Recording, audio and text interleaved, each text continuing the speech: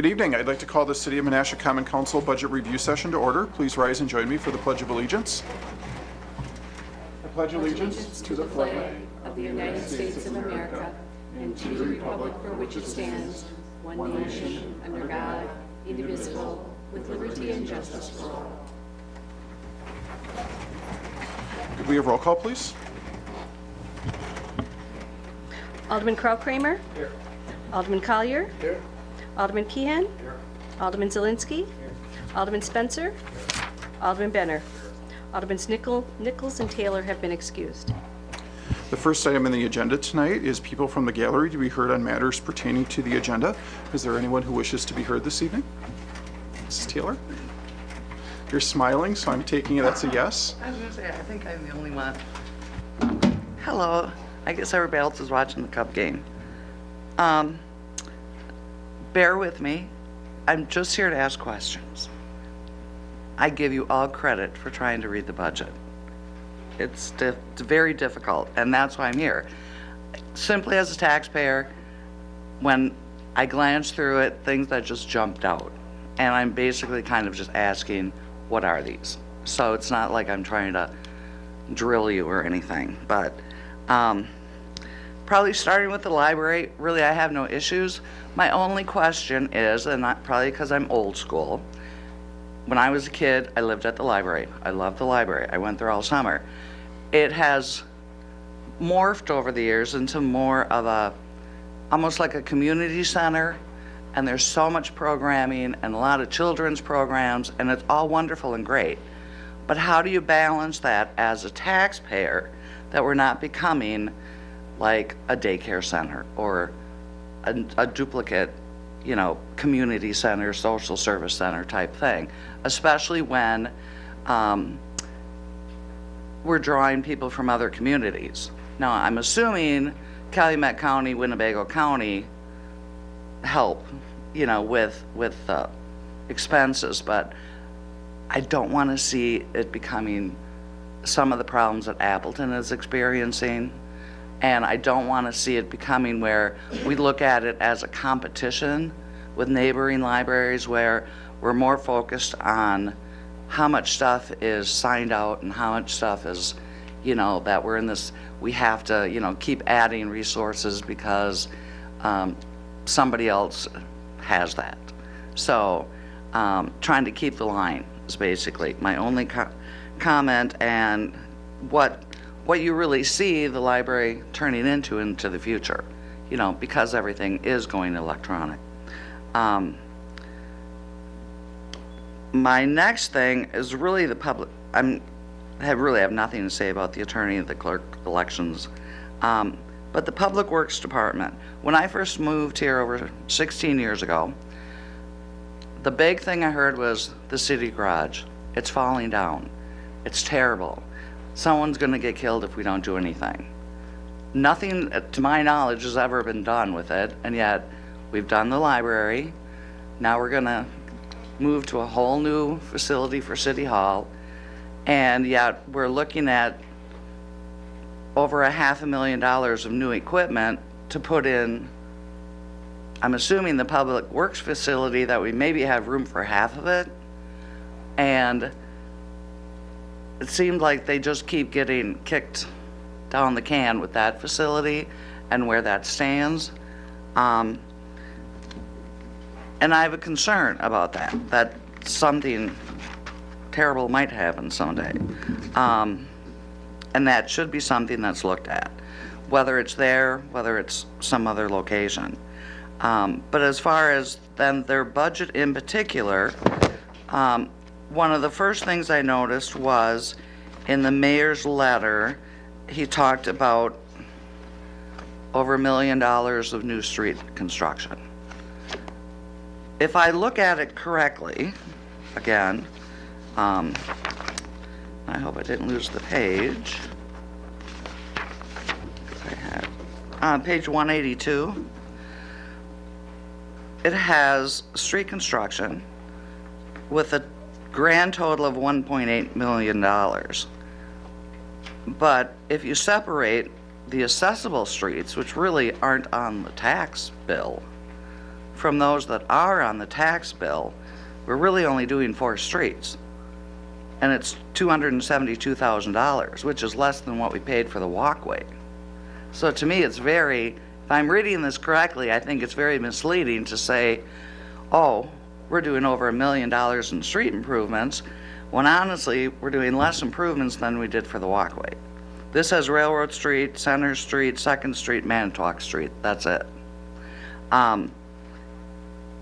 In the public, or in the community development part of the budget, which I'm not going to really get into tonight, it talks about Mill Street, and that wasn't even, that was a concept. That was never approved by the Common Council. So I'm going to bring that up the other night. And another just overall general thing I saw in the budget, it seems like there's been an increase across the board in IT, which is understandable, but it seems like almost every department, a significant increase. Some have stayed the same, some are significant. Same with lodging, meals, registration, those type things, where I'm not saying I'm against, further education, and there are some that are mandatory, but I've gone to enough in my time to know that a lot of them are just social hours, and almost every budget has, we never used to spend any money on that, and that seems to be something that it's little dollars, but it adds up. And I know over the past couple of years, there's been not motions made not to cut something below $1,000 or $2,000, but those little things do add up a lot. One of them that I'm curious about on page 133 is one registration for $2,000 that last year there was nothing budgeted. And in 2015, we had $15 budgeted. And now all of a sudden it's $2,000. So that's just an example of kind of what I'm looking at. Then otherwise, as far on page 135, I had a question. We have $4,500 for staining the 3rd Street Bridge. I'm asking if that wasn't included in the DOT contract, which would have been last year. It looks like it's this year.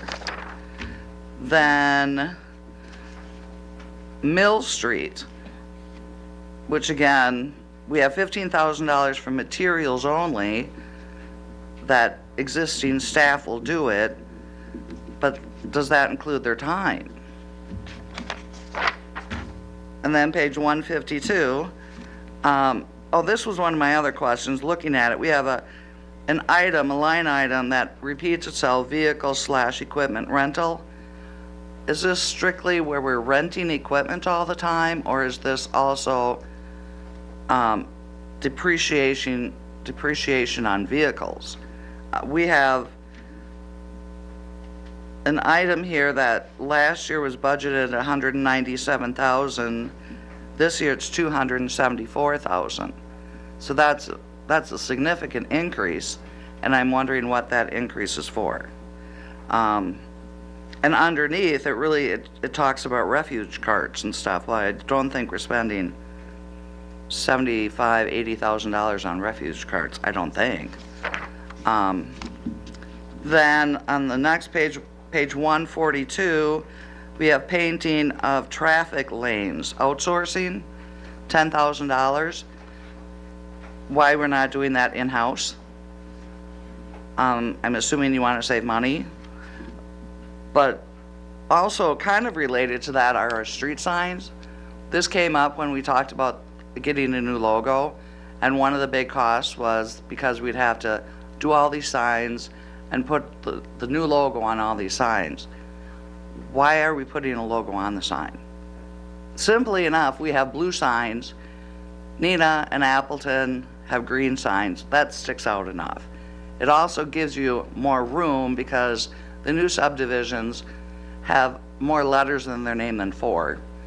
And if you go to like Neenah, for example, where they have it, what is nice is that extra space gives you room to give you the block number, whether it's, you know, East Forest Avenue, the 600, or First Street, the 400. That's extra space you could use. Then, if and when the logo ever does change, you're not having to rip off all these logos all over the place. So I'm just saying, something to think about. Then, I already went over my $1 million thing. This is something I wanted to ask about with the consolidation with the school district. Part of the Public Works has mentioned that they took on the responsibility of all vehicles and equipment maintenance for Menasha Utilities in addition to the Menasha Joint School District. Part of my issue with consolidating with the joint school district is, and it's not politically correct, but the school district boundaries are different than the city of Menasha boundaries. It includes Fox Crossing, which we've had frictions with. So if we make it easier on the joint school district, is it going to be at the city of Menasha taxpayers' expense? We're going to say without Fox Crossing, they're going to get the benefit of it. It's something that I don't know if that was even taken into consideration when we looked at merging, because there is a difference there. And as much as you want to consolidate and cross-train and have duplicate services, are the people of the city of Menasha footing the bill for something that Fox Crossing should be taking up? And I'm going to bring that up more when the health department comes along. Then, kind of with your registrations things, on page 210, we have UW Extension training for the Department of Public Works Superintendent for $2,000. I'm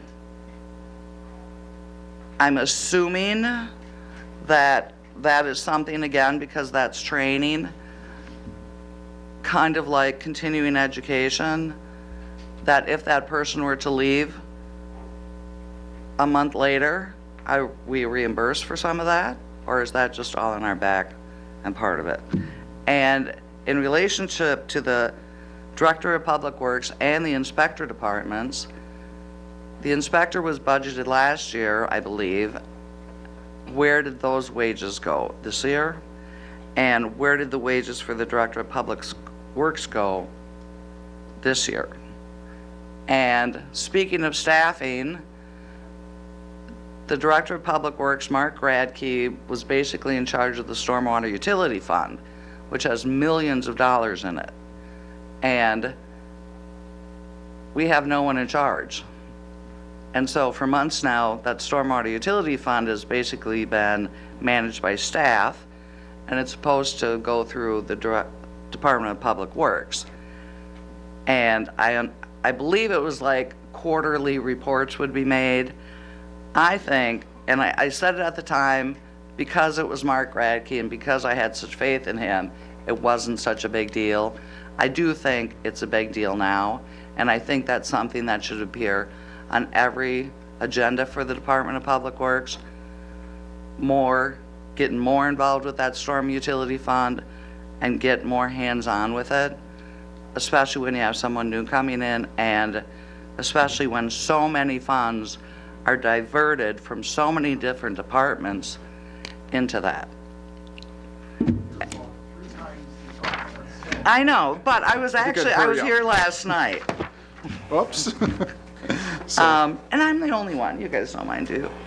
I'm almost done. Oh yeah, so anyhow, yeah, we have, what, over $500,000 budgeted or requested for new equipment. I'm not complaining about the new equipment. I just don't like to see it sitting out in the elements. And then we have the Middle Street enhancements. And lastly, the mayor's budget. You gotta let me do the mayor's budget. Sure, go for it. Okay, what are civic commemorations? Last year, well, the projection for the end of this year is $39,000 and requesting $27,000. I'm assuming that's not all fireworks. That, to me, that just seems like a huge amount of money if it's a slush fund. I don't know if you could clarify Comment on that later. And then the Farm Fresh Market, and this will be my last thing. My understanding is it came out of the Sustainability Board. And it was going to be administered through that board as volunteers, and everybody wanted a market, and I love a market, don't get me wrong. But it's morphed into a paid position with wages and benefits, and now we have 27,000, oh no, I'm reading the wrong one. Over $16,000 budgeted for the Farm Fresh Market, including 7,000 just for the wages without all the bennies, and 7,000 for promotion.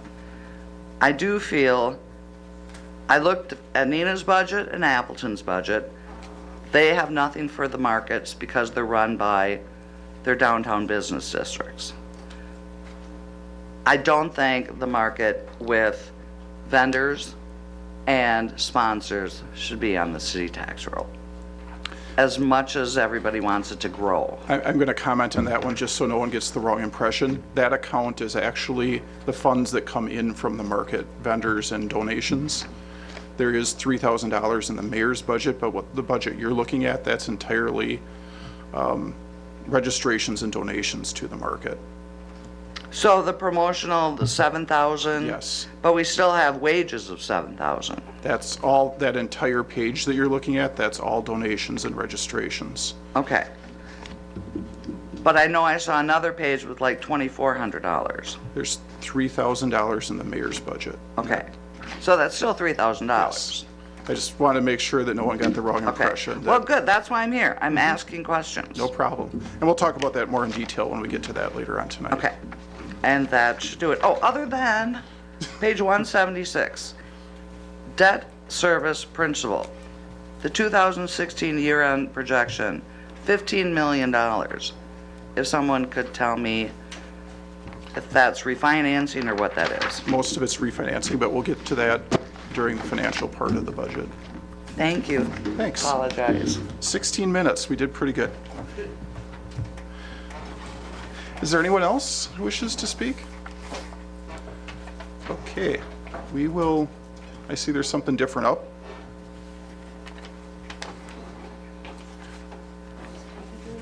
Peggy, can you help me get to my presentation? I'm not sure exactly where that is. Okay, perfect. It's up to you guys. How can everyone see it okay the way it is? Okay. I'm just going to very quickly kind of hit some of the high points of the budget, and then we'll go through and talk with each department head a little bit about their particular part of the budget. But I wanted to show you a little bit about what was going on and what we made, some of the decisions that we made as we moved through the budget. Just to start out with kind of where your tax money goes, and if you look at this, you can see the different percentages of spending that go into each department, and you can see that police and fire and public works are kind of our main expenditures, and the others are much smaller, but each one of those has a dollar amount attached to it if you are an average home within the city. That $12.83 in city property taxes is based upon our equalized rate right now. The equalized rate will change. Probably it will go up a little bit more than down a little bit just because of the way our assessment ratio works, and you will have to talk to our administrative services director to give you an explanation of all the ins and outs of assessment ratios and equalization and all those things.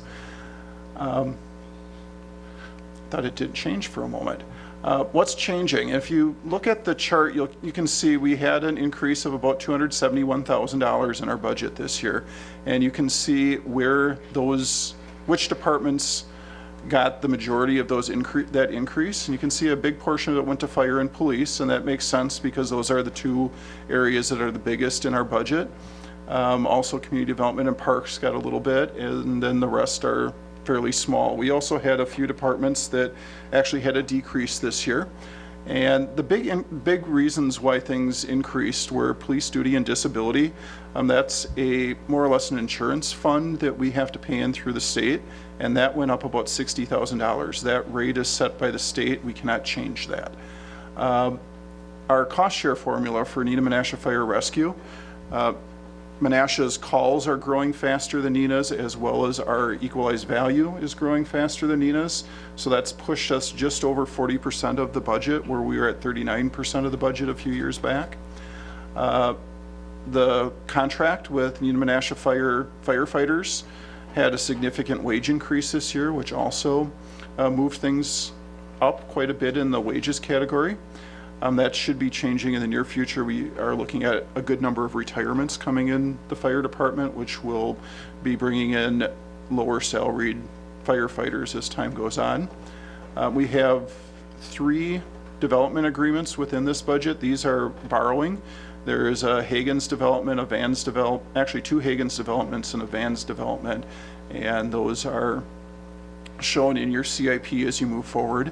And then a wage increase and a health insurance cost increase for our employees. We're looking at a 2% wage increase is what's in the budget. The health insurance we've budgeted, well, the health insurance increase is 3% from our carrier, and we've budgeted within the 2017 budget to double the share that the employees are paying from 2.5% to 5%.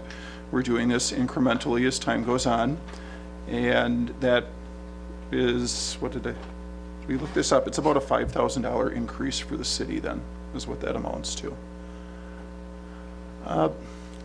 Just a little fun fact, I guess. We've been working very hard to minimize any increases in our budget. If you look between 2012 and this year, our city budget's only increased about 3%, while you see inflation increased about 5%, and the state budget about 13%. So no one likes to pay taxes, but we've been really working hard to maintain our levy at a very slow growth. A couple indicators that we look at as we're moving forward, as we're doing things within the city. Is our equalized value growing or shrinking? Is our equalized tax rate growing or shrinking? What does our new construction look like? Is our population growing? Is our debt growing? Are our revenues growing? And I guess good news is that our equalized value jumped 4% this year. The statewide average is 3%, and we're growing as fast or faster than almost all the other communities in the Fox cities. Some of the smaller townships are growing faster than us, but the larger cities and communities are growing slower than us, actually. As well as with net new construction, this is the second year that we've been at the top of the net new construction, which means that we're seeing a lot of both new houses as well as remodeling and updates to our housing stock and our businesses here in the community. You can see we're at 1.6% and the statewide average is at 1.4%. So we're doing pretty well. Appleton's the only one that's doing better than us. Every year we talk a little bit about revenues coming in from the state, and you can see our revenues from the state dropped pretty considerably in 2012, and they're still flat or going down. This year we actually increased by not quite $8,000. Last year we saw almost a $40,000 decrease in these 2 major sources of revenue. And this is a main source of revenue. Our shared revenues, almost $4 million out of a $17 million budget. So that's very significant. We're among, I would say that it's a significant share for us. We're not among the highest in the state. Two Rivers tells me that they're almost 50% of their budget on shared revenue. So this number is scary, just that it could change very easily at the state level, but it's not as significant as some of our other peers around the state. Our GO debt is something that we're working pretty hard to shrink over time, and we're kind of flat the past few years. This year, in 2016, we're actually going to see an increase at the end of the day if we do all the borrowing that we had budgeted and given authorization to do, and that's mainly due to some of the development projects and the new subdivisions that opened that we ended up doing development agreements on throughout the year. But as you can see, we are staying fairly flat, and as our equalized values grow, that increases our debt limit, which puts us at a better percentage if we do want to go forward and do things like Mrs. Taylor was talking about, the Public Works Garage that we will want to be doing in the future, and that's about an $8 million project, which would make sense to bring out to the bond market. At that point, we'd probably get a little bit better rates than going through the state trust fund loans. Oops. Oh yeah, I'm thinking, I don't want to go to the library, but I put them in order of who's coming up. So I want just a few accomplishments and things that are going on in the community, and each one of these shows kind of what percentage of the budget we're looking at for that department. And I'm not going to go through all these for the library since she's here this evening, and we'll let her go through hers when she gets to that point. But we've had a good year at the library. We've seen some good numbers of checkouts and some really good numbers on our activities that go on in the library. And this little girl is really, really excited, as you can see her dancing up a little storm. The city attorney, the clerks, and the elections. We're going to have 4 elections this year. We will have completed, hopefully, both the fire union contract and the police union negotiations. We're looking to finish up the purchase of the Bonta property later on this year, maybe hopefully early 17. We'll see how that continues to go. Looking to develop the CDBG program and the housing program that we've been talking about for a while with the bringing out of the new building inspector. And Debbie is really excited about her new voting booths that you can see back in the corner behind Mrs. Taylor. So we'll be purchasing a few more of those next year as well. Public Works, we talked a little bit about the 3rd Street Bridge project and know that staining was meant to happen from the city following the project. We're working on our TMDL and our stormwater items that we did get the report right before Director Radke left. I get told about the importance of our CIP almost daily from our engineering staff, and we're working very hard to get ahead of that so that we will have some data to use for our sanitary sewer projects and stormwater projects. Happy to see that we've developed another section of trail also out on the east side that helps bring people across Oneida Street and get into the rest of the city in a safe manner. So we'll be seeing the roads, as Mrs. Taylor was talking about. They're actually in 2 different sections, and she was just looking at the one section. If you add them together, you'll see that there is about $1 million of streets in the non-specially assessed ones, as well as then the specially assessed streets that she was talking about.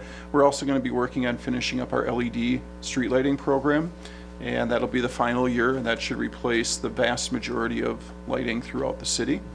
And we'll be working with our Public Works team to move from this building over to the Harbor Place building a couple down the way. And here's the list of streets. It's something that everyone is very interested in, and we really do need to make sure that we get our streets well maintained, and we continue doing that. These are the special assessed streets, and then all of these are the ones that we'll be looking at reconstructing as part of the tax levy.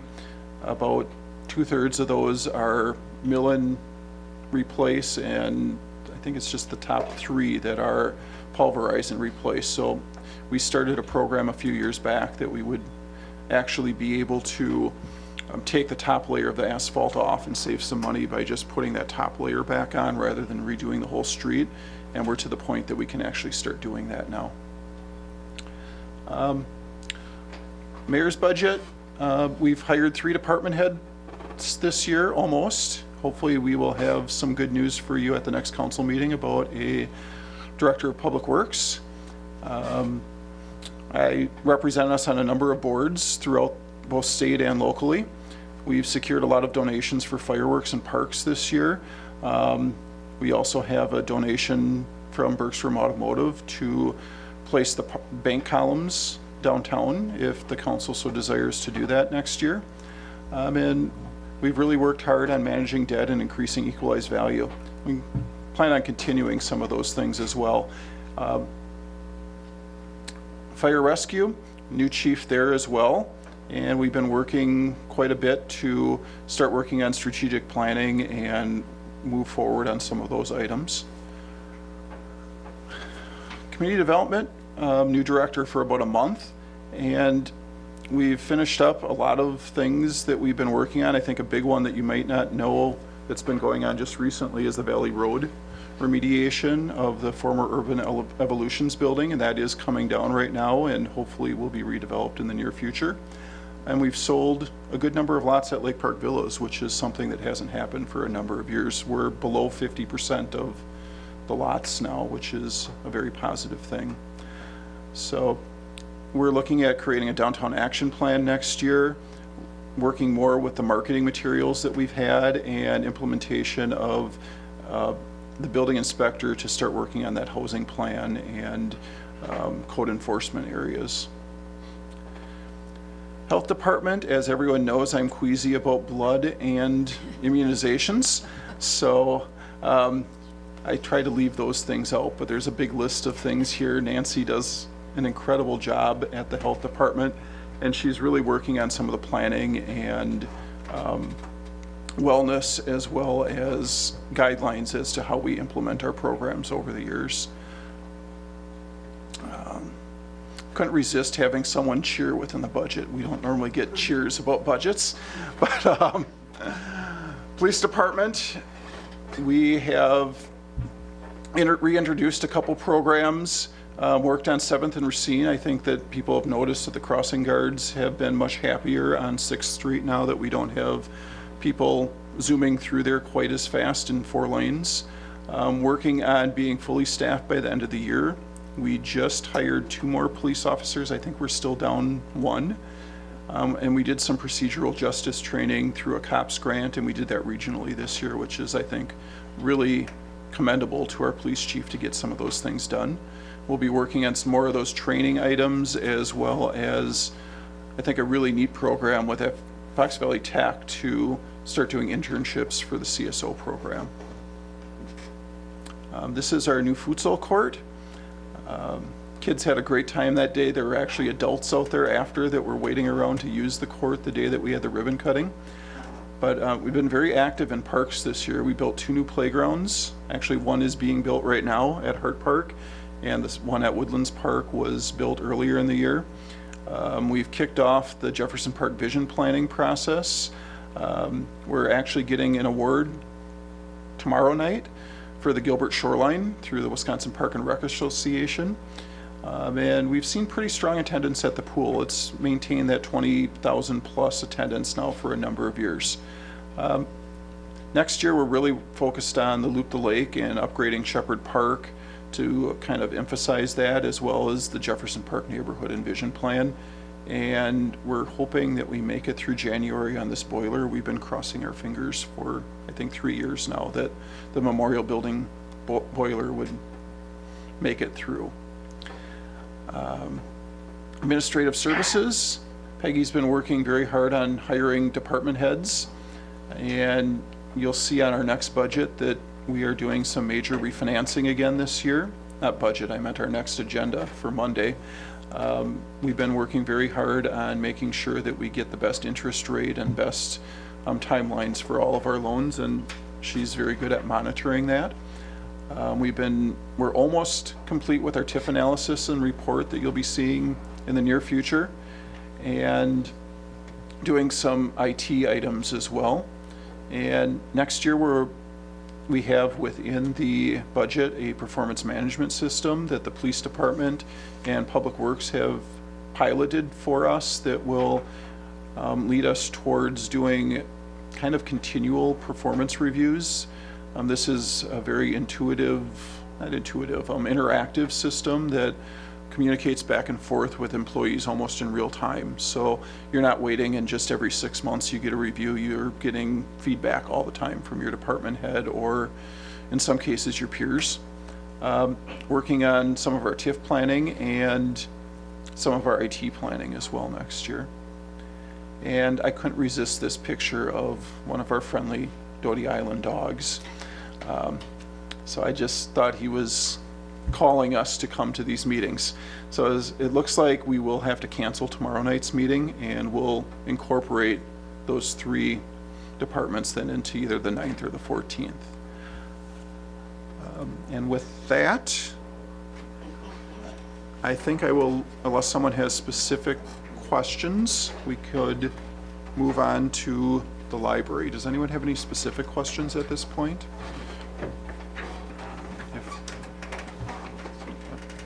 Alderman Vetter? Thank you, Mr. Mayor. What is our total budget number?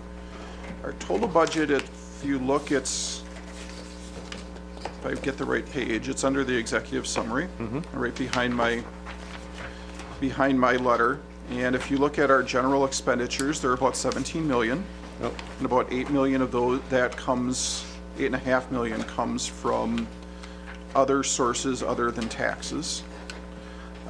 We also have nearly $1 million in debt service that we pay out of the tax levy. We are looking at paying $4.3 million in debt down. We also have a post-employment sick leave fund and a recycling fund, and those are about $400,000 combined. So our total tax levy is 9.9 million. And does that kind of answer the question? It does, and I kind of knew that, but I wanted it You wanted me to read all those, huh? Yes, I did. So that's not our total budget, though. Our total budget is actually just shy of 36 million Okay. because we have all of our other funds. So the 2 totals that you would see are expenditures. Usually we do a budget on total expenditures. Page 158 shows that 17 million, 73,000 that the mayor referred to in general fund expenditures. And then we have another 18,705 on page 242 is that total. So our total budget for 2017 is actually 35,779,000. Okay, thank you.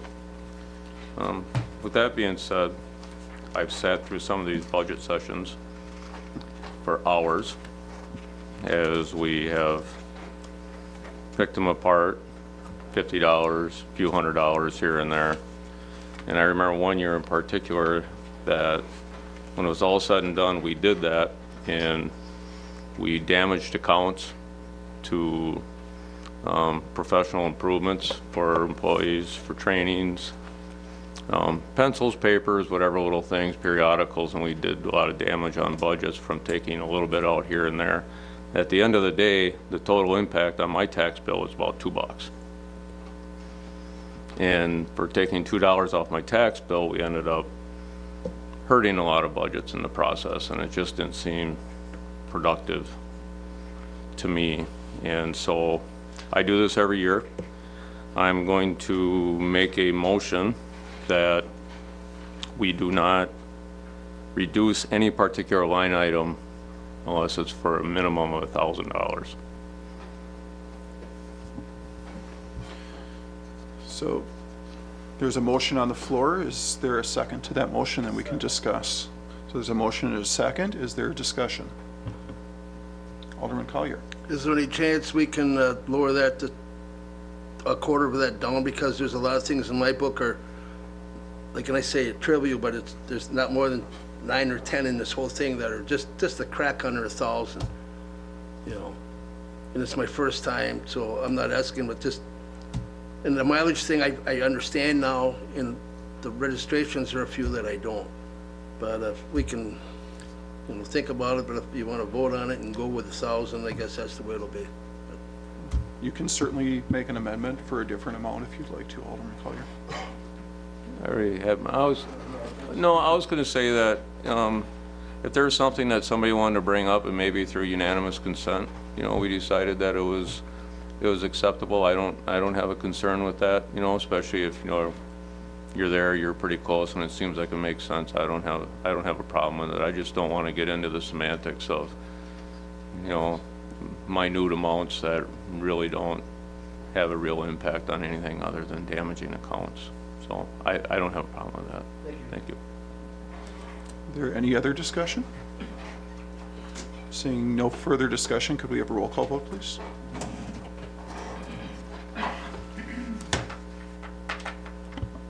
Motion carried on roll call, 5-1. Did anyone else have any questions or comments before we turn it over to Director Lenz? Alderman Zelinski? Thank you. On the assessed tax rate, we have that to be determined. Is there a certain reason we left it to be determined? I know other entities like to release that, even put it in the paper, so I'm just wondering why we don't have our tax rate laid Director out. Sino, did you want to? So the reason that's not in there is because we don't even have our assessed value yet. There's another correction that's going to go through. We're hoping the DOR posts it in the next week or so. But the other issue is this community is in 2 counties, and everything is based off of equalized value and then converted to assessed. So it's not a 30-second calculation. It's a pretty deep, involved calculation. So as soon as I get those assessed numbers, I'll be working on that.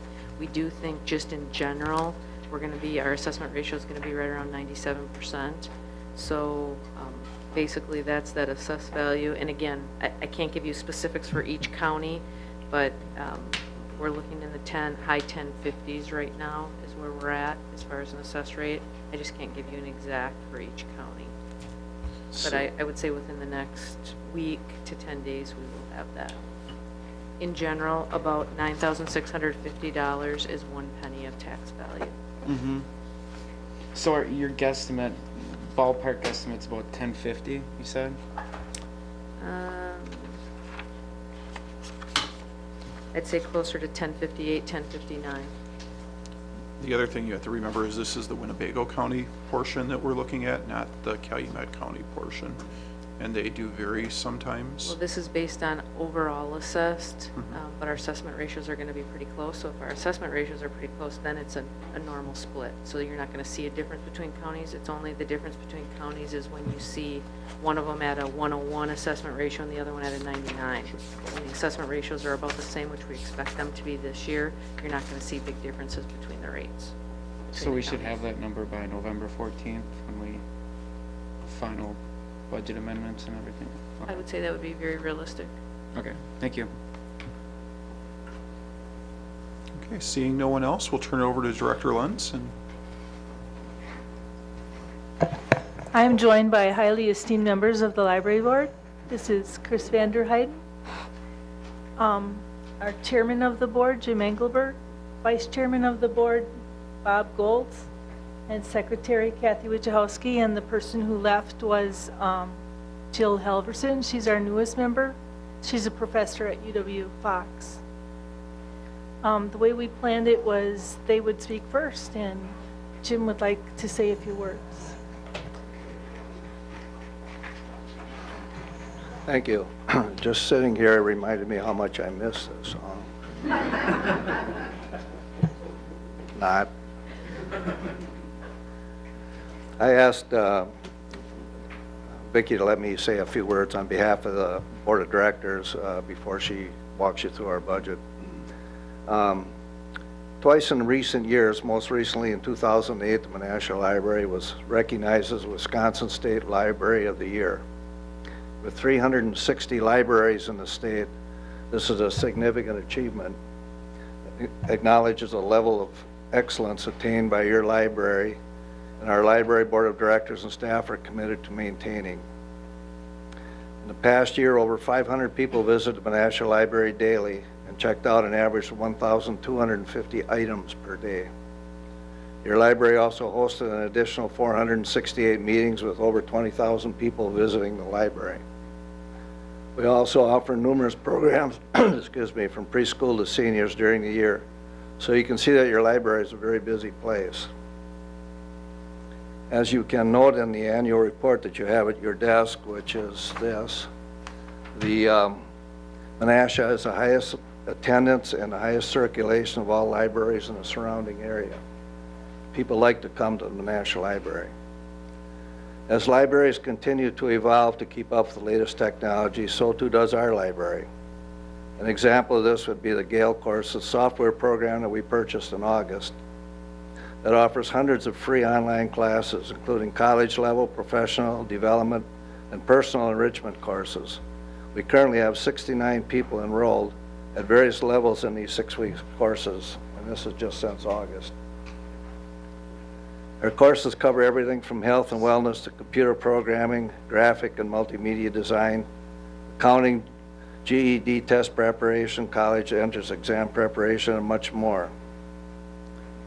So as you may surmise, adding these programs is expensive. Our director is going to walk you through our budget request, which is relatively flat again this year. Our primary increases are usually in wages and benefits, but I'd like to mention one line item of particular concern to our board, and that's our materials budget. While representing an increase for 2015, it is still $10,000 below the level of funding the library received in 2009 and the level we had requested to get to for 2017. And that may answer a question that we received from Mrs. Taylor. We're not in a financial position to go out and chase all the latest toys and things on the market just so we can have them. Operating on a budget less than 8 years ago, we have to choose very carefully the programs and things that we select to offer to our residents. As is natural, books and materials cost appreciably more than they did in 2009. It's a real challenge for our library to continue to purchase the materials necessary to maintain that level of excellence we have achieved and strive to maintain. And we thought it was important that we just share this update with you. So with that, I'll turn it over to Vicki, and she can answer any budget questions. Okay, as far as our request from the city goes, compared to this year, we're only asking for $1,859 more than this year for next year. So that's less than $2,000. And you're probably wondering how we can do that. One of the reasons is that the county appropriation went up $23,575, and we get that for serving people in Winnebago and Calumet counties who live in a municipality without a library. Everyone who registers for a library card has to tell us where they live, and then they get coded for a certain municipality, and we actually add that up at the end of the year, and that's a formula that is set in stone.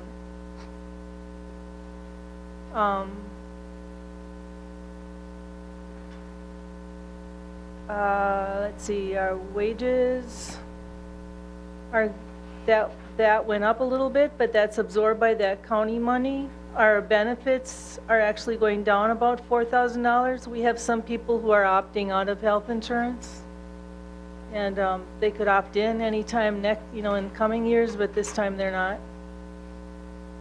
And then our regular operations budget is just going up $7,000. Most of that is for library materials, like Jim said. And the other part is 25-01, which says other municipal entities. What that actually is the Winnifox Area Library System. That's our automation system. And that's our network and email, all of those servers, and our website and things like that. And that's basically a bill. That's what their costs are, and they divide it out by library size. So, like these figures show, we really do have a very good library. We serve more people check out per capita at our library than other surrounding libraries, and more people attend programs. One of our missions is to build community, and programs is a very big part of the library. We never serve as a preschool or a daycare center, because you can't drop off your kid. Even if your child is like 7 or 8, 9 years old, you can't drop him or her off for a movie and not attend it yourself. So it's something that families attend together, and we don't take care of children. Don't do it. Some libraries have a sign that says unattended children will be given a free puppy, and that's kind of the sentiment there. So would any of you like to say something? Fritz? I would just say that Just an example, I might be the only one other than Vicki at the table who has to be on the board by rule. The superintendent of schools has to be on the library board, and many of my colleagues appoint some of their employees to take on that role, but I actually enjoy being a part of the library board, and as Vicki and I were going around our schools yesterday giving dictionaries to our third graders throughout the city of Menasha, public and parochial schools, it was very interesting to see. We'd ask the question, how many of you have a library card? And I'll bet you I only saw 3 or 4 kids who did not raise their hands. So just as a point, it's a tremendous resource for our community, and it's very well used. So we appreciate your support. Thank you. So Director Lentz, could you talk a little bit about the funding for the library? And you have about $1.5 million budget, but $1.5 million does not come from the city. Could you talk about those other sources and how that works and what those amounts are? Well, that's that funding from Calumet and Winnebago County for serving people who live in, areas that aren't served by a library. And our library system, the Winnefox library system, tracks that throughout the year, and then we report that to the state. And then there's a formula based on how many checkouts there were to those people and what the cost was per circ. And you actually set that cost per circ by how you fund the library. So that funding depends a lot on how well you fund the library, and then that cost is part of that formula. When they check out, then they pay that much per circ. That total amount is what? I don't remember what. The total amount from both counties is $483,024 for 2017. Right. Exactly. That's why I wanted you to tell us that number so that people okay. realize that it wasn't $25. No. So, do we have any questions for the library director or the library board? Somebody has to ask at least one question since we made them all come. Alderman Benner. I was going to do exactly what you just said, but you kind of took my thunder a little bit. Oh, I'm sorry. No, it's fine. The only thing I did want to, this came out as a communication, this document that you left up here, and I had kind of a bad cold that night. I kind of wanted to bring it up, but I didn't. And even though the numbers show how good our library is compared to our neighboring cities and to other cities, and like Jim Engelbert brought up, how we compare statewide, and it is, I think it's a huge sense of pride for this community, for what we do, for what our library does, and how it gets supported, but some people can look at it as just numbers, but as the mayor took my thunder, I was going to ask you to show how those numbers are important to the library and how it is a revenue source for it, not just breaking points for how good we do. And it's amazing how good we do year after year after year, and it's just a credit to the staff and the board. Thank you. Thank you. Is there anyone else? If not, you guys can all go home and watch the Cubs game.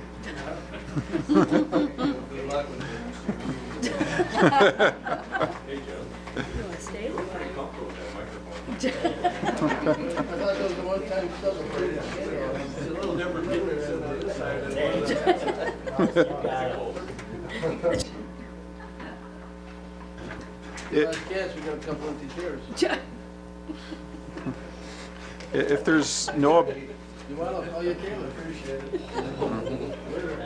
if there's no objections, I'm going to ask that we move on to the Public Works Department, since the rest of us are going to be here anyhow, and we don't really need to make these 4 gentlemen stay here any longer than need be.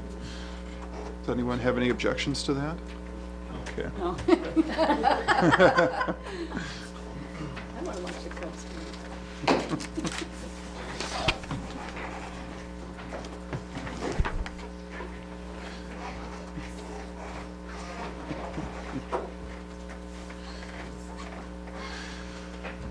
So I'll introduce you to everyone if you haven't met everyone here. The person who's sitting down is, Tim Montour. I'm going to get this eventually. I've only known you how many years, Tim? Tim is our engineering supervisor. He's been filling in for the Public Works Director along with Corey Gordon, who is hunting this evening or probably until it got dark. So he can help us with the engineering end. Adam Alex is our Deputy Director of Municipal Operations. We should have given you a shorter title. He handles things out of the Public Works facility and manages that area and the things that are happening on a day-to-day basis. And Thad Brown is our new Superintendent of Public Works, and you've been there about a month, I'd say, 2 months now? Something like that, and he was our lead person before that and worked out on the crews out in the field before that. So you've been here 12 years maybe, 13, I was close.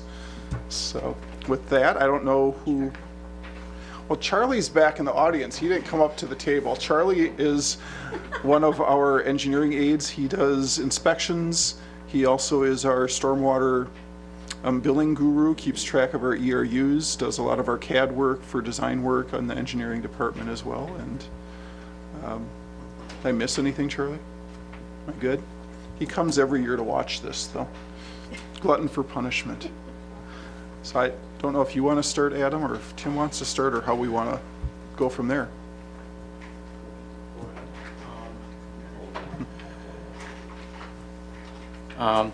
Pretty much just let you guys know that we're trying to, I guess, follow through on everything that Mark had started. And this budget reflects, I guess, a continuation of what he had planned. In Mark's absence, it was Tim Montour, myself, and Corey Gordon, who's not here, who pretty much put this all together. So, anything, Tim?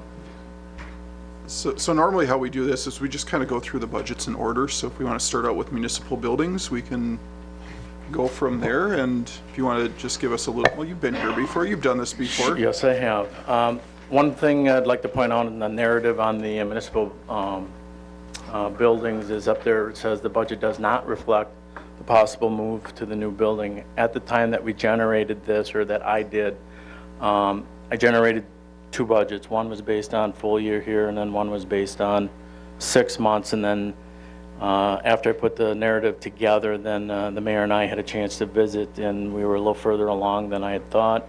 So we put this together, and it's primarily based on 5 months. One other thing that you might want to take a note at that point, or that juncture in the budget process, to change the wages. Brian Hazley is our facilities technician, electrician. We elected to leave all his wages in there at this point in time. I would truly expect that number to be a little bit less at the end of the year with the move.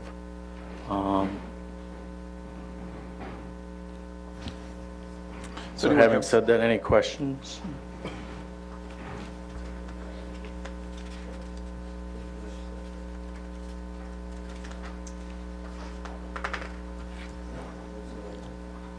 Go ahead, Arnie.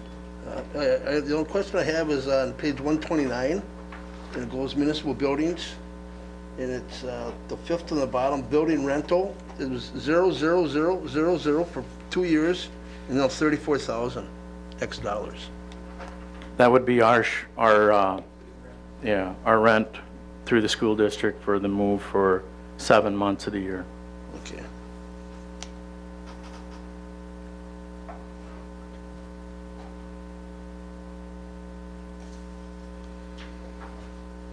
Do you have anything else, Arnie? Nope, that's on that page. Yeah. Well, turn off your mic. Oh, I'm sorry. No problem. So the next budget is the engineering? General fund engineering. Yes.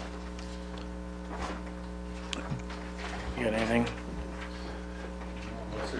Nothing's changed, right? For the most part, we carried everything forward. As far as the wages percentages, some of it gets split between the general fund, sanitary sewer fund, and storm fund. And those all pretty much stayed the same. When it came to like the engineering services, we sat down and we kind of looked at, what was experienced like in 2015. There were a number of items related to the design work for the 3rd Street Bridge project and Broad Street. And talking with engineering staff, we felt as though that what was budgeted in 2016 would be adequate for 2017, so that's why that amount is still 2250 versus what was actually spent in, say, 2015. Other than that, it looks like there is an increase in some registrations, which would be training opportunities for the engineering staff, so.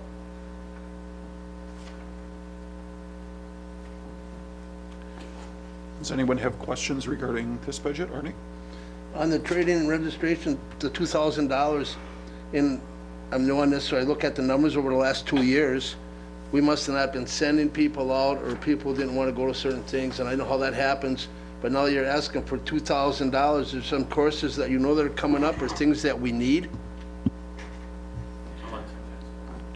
Some of the things that have been coming up are stormwater related as those regulations change. And Corey in our office is a gentleman that handles that. So he has to keep up to date on any of those requirements.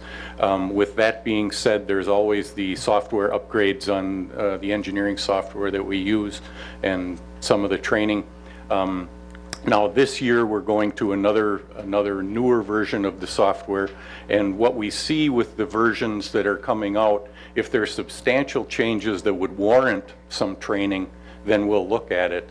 If it's a minor upgrade or just some fixes in the software that doesn't really require any training, then we won't just jump on board to take advantage of that. Thank you. Mr. Mayor. I'm sorry, Alderman Benner?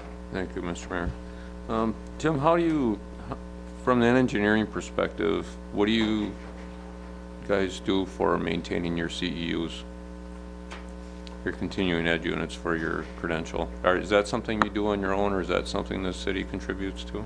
Well, if there's a type of schooling, and typically we take advantage of the UW, what the UW has to offer, say for inspection services or again, stormwater related things, we'll look into taking that. I personally have not had any continuing education courses for a number of years, but there's not anything that's really fitting into what I do. So it's not a matter of just going to take it. It's something that's kind of geared for what we actually do in our day-to-day work. Don't you have to get a certain amount every year to be able to renew your Some of credential? the testing, if it requires, say, some of the concrete testing, stuff like that, yes, then we look at taking those. But again, for me personally, I don't. For Corey and for Charlie, if there's something inspection related that is required to be certified in the testing realm of things, yes, then they'll take advantage of it. And the city pays for that? Yes. Okay, because I was just surprised to see that we've had nothing in the budget on that. Well, again, we're kind of going with what's out there. You know, it's not a matter of if we need to do it, or if something has changed substantially in the Industry. specifications and things like that, then we will. But to take a yearly training course on something that hasn't really changed that much, no, we don't look at doing that. Okay, thank you. So the director was doing continuing ed credits to keep his PE. Most of those were done online. I'm not sure if the new director will be doing them that way or in a different manner. Mark, knowing he was kind of at the end of his career, wasn't looking to do a lot of PE, a lot of continuing education just to maintain his PE. And I would assume that a newer director will want to do more as well, so I think that Well, I know for important. the PEs are required to do They are. 6 hours of every 4-year renewal is required to be done face-to-face, and you have to leave the office to do that, so, and they all cost money to go to for the most part, so that's why I was just kind of surprised to see the numbers that aren't there. Thanks. Other questions on engineering?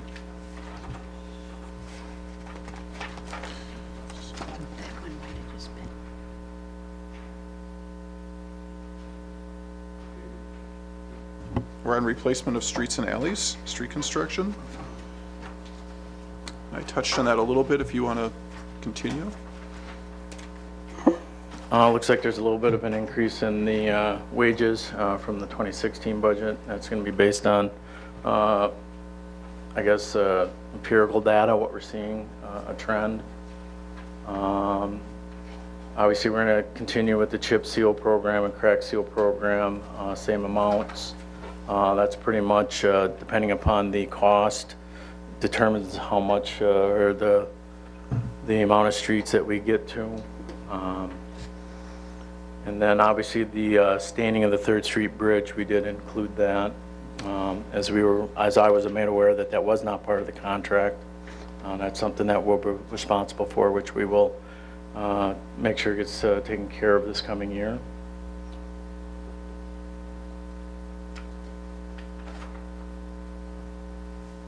When we get down to department supplies, we increased the dollar amount for the crusher rental, and what that is to take our old concrete, our old asphalt, and then rent a crusher. And I don't have the numbers in front of me. Corey knows. By renting a crusher, we can generate our own gravel for use at a much lower cost than if we were to purchase it.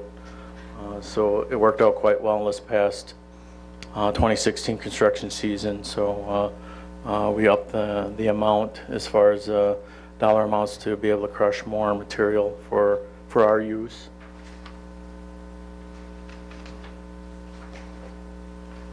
And then, as the mayor had alluded to with the street construction, obviously they're listed right there, what will come out of the general fund budget. And then there's additional amounts in the borrowed for 7103. We'll get to in a little bit. Does anyone have questions about the street construction budget? A lot of them in your neighborhood, Marshall. Thank you. I noticed this spring that some of the streets over by you were needing a little bit of work, but they happened to come up in the 5-year plan, which was good to see. Alderman Zelinski? Thank you. Based on off of last year's budget, were all those streets be able to, did you guys get to them? The ones that were budgeted for last year? Yeah, our contract is complete, yes. I wasn't here well, this is my first budget, so compared to the other years, I know Mark was concerned about the streets and the way he was leaving them.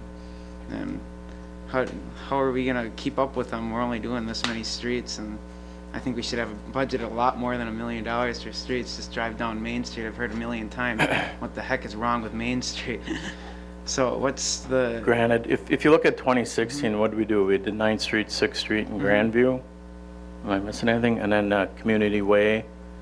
And if you look at the 6th Street, I think what we're trying to do this year is Mark got to a point where the road design was sufficient enough to, as the mayor alluded, that we'll come in and we'll just mill the surface off and repave, and in essence try and get more bang for our buck.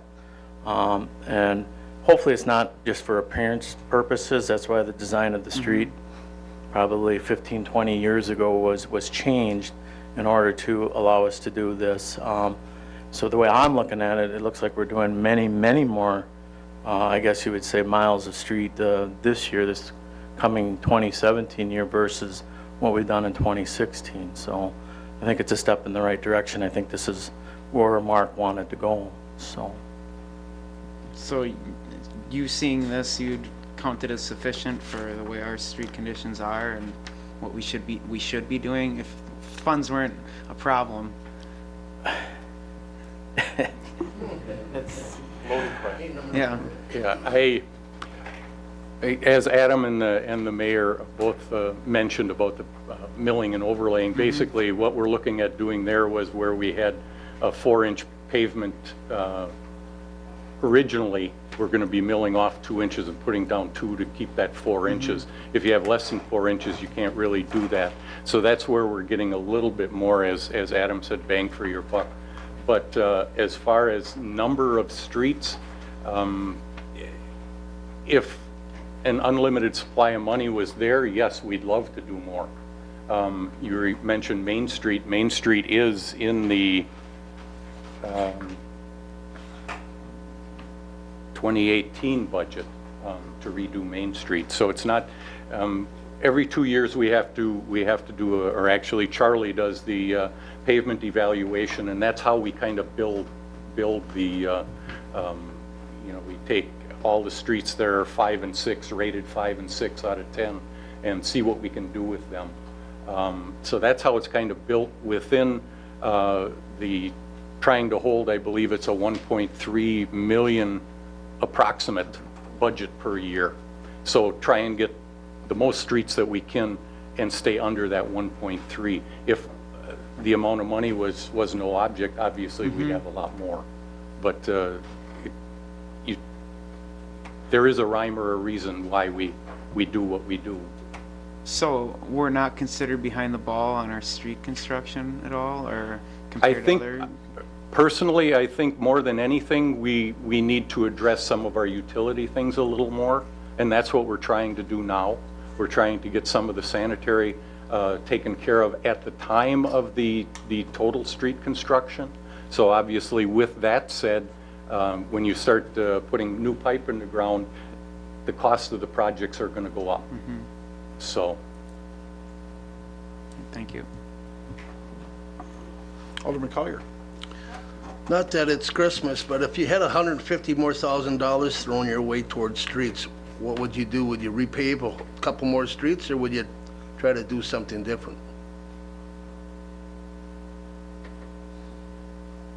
Well, I guess we would have to see, again, take a look at possibly moving a street up a year, and looking at something like that. They're kind of rated, they're ranked. Yep. It's not a matter of going out and saying, okay, now we haven't been in this section of town lately, let's go up there and make an appearance and do something. That's not, so if we had more money, obviously, we would look into what we have for next year and see if there's something that could be moved up a year. I believe in part of selling the city is their infrastructure in Menasha. I don't want to say this wrong. We're a little short on our streets, but they've been beat up pretty well. We have bad winters. We have other things that happened over the last X years. So what I'm trying to figure out is how to manipulate or change something and maybe save some streets so we don't got to redo them, like what we're trying to do on some of them, buy some time. And like, there's some streets that you don't got listed in. Parts of Manitowoc are bad, there's a little bit of everything. But I just was asking a question, if you had another 150 for roads where you'd maybe think about doing it. Just a question. I'm trying to think what's in the whole budget down the road, what can be shifted and stuff, and I'm big on public works, fixing stuff up, so thank you. We can get you a copy of the rest of the 5-year plan. You'll be getting the rest of the CIP. You got it already? So you could pick something off of there. And you will notice that some of the streets that look worse are not necessarily being done. And that's because we wanted to get some of those mill and overlay streets started. Yes. So. Alderman Spencer. Thank you. I don't know anything about street repair, so this might be a naive question, but does it cost more money to repair a street if it let's say there's a street that may be in need of repair today, but we delay it for 3 years. Does it cost more in 3 years to repair it than it would today? Well, a lot of it depends on what you're planning to do with it. If it's we've been talking about the mill and overlay, obviously that is less expensive than if you go in there and pulverize the existing street and then reconstruct it with 4 inches of new asphalt. What we kind of do is, in those cases, the pulverizing or the mill and overlay, we see what the curb and gutter is like. Because if that's in halfway decent shape and we can get the water off of the pavement to the curb and gutter and to the storm sewer, that's gonna get the pavement or the street itself a longer life. Okay, so you want to get the water off of the pavement into the curb, into the storm sewer. If you, as you said, Okay, can we wait 3 years on this one, not mill and overlay it, and wait 3 years? Well, then it's a possibility, but if you have a lot of water getting through the pavement and then into the subgrade or into the gravel and into the subgrade, that's going to affect the base of the street. Then you're not looking at a mill and an overlay anymore. Then now you're looking at a pulverize. Once it gets past beyond that, the curb and gutter is in very tough shape. It doesn't carry the water. Then you're looking at a total reconstruct, taking out the curb and gutter, taking out the asphalt. If there isn't enough base, putting down new gravel base. So that's kind of the ultimate or the most expensive. That's what we did on 6th Street this year. It was necessary to do it. Okay, thank you. Any other questions about streets? Can go on to, did you want to tell them what street excavation is? The street excavation would be our cost to repair the street right-of-way for utility repairs, like any water breaks. Gas company comes in and provides a new service. They take out a permit to notify us of the street, the location that they worked in our right-of-way. We let it sit a frost thaw cycle in most cases, and then we follow up and we make the permanent repair, and then in turn we invoice our costs, but this is our cost side of those repairs. And you'll see one a little bit later for sidewalks, which is the 1011. So this is an accounting Correct. way to account for those. All the dollars are already in the account just before that, the 1003 account. And that's why you see zeros there. This is just a way that we can keep track of those projects as we move forward. Snow and ice removal. There again, a lot of times it's dependent upon Mother Nature. We've made a concerted effort over the last number of years to reduce the amount of salt we use. Just for information purposes, in 2014 we budgeted for 1,400 tons. 2015 we budgeted for 1,300 tons. 2016 we went down to 1,250. We're sitting with our salt shed full to the gills. We couldn't take an early fill. And therefore we lowered it yet. It looks like a little below 1,000 tons for this year. So, Anyone have questions about snow plowing? Alderman Spencer. Yeah, it's just an observation and a comment more than a question, but last year was my first budget meeting. There was a lot of discussion last year about the cost of snow removal, and in my opinion, snow removal is very important because we want to make it easy for people to get to our businesses, and particularly downtown. If you look at our community versus some other neighboring communities, I think you folks do a far better job than some of our neighboring communities do in clearing the streets. So I just want to compliment you and your team on your snow removal, and keep up the good work. Thank you. Alderman Zelinski. I don't want to go through all these numbers specifically, but what was the big reasoning for a lower budget than prior year compared to the end of the year projection to the 2017?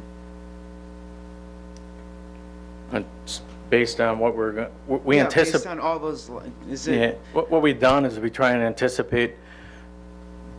Right now I got year-to-date numbers, and then we'll kind of take a look at, historically speaking, what we'll run into as far as snow events in November and December, and come up with a number. And there again, budgeting in 2017, it's I mean, a lot of it's going to be dependent upon Mother Nature, so we go back and I will sort of average things out, and it's based on historical events or empirical data of what we've experienced. So how is the possible change of this? Because I know we're going through kind of a lawsuit right now, that what streets could end up changing that we're plowing or not plowing, and how is that going to be changed in the budget to reflect? I don't anticipate it changing in our budget or planning, but we do intend to visit with the Village of Fox Crossings. There's some areas that that we're aware of that, that perhaps the village residents are benefiting from our efforts to clear the snow in our area. But I guess I don't quite understand, you know, there again, if we get 60 inches of snow, chances are this number is going to probably be higher than what we're budgeting. So, So it's all, well, yeah, it's all dependent on the weather. so, Yeah. All right, thank you. So if you haven't taken a ride with a snowplow driver, it's a very interesting experience, and I'm sure either Thad or Adam could put you in touch with the right person to do that if you want to do that over the winter. Even though Arnie says don't do it, I found it very interesting when I did it. 3:30 in the morning, we done about 6.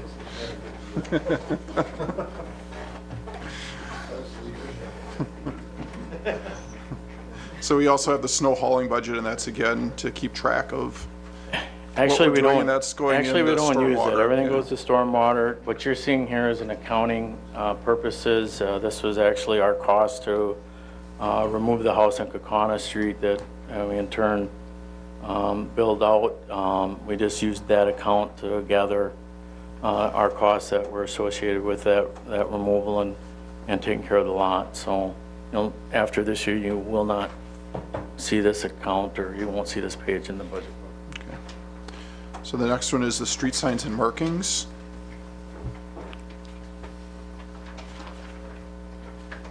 Obviously, this is responsible for all our signage, traffic signals, and pavement markings.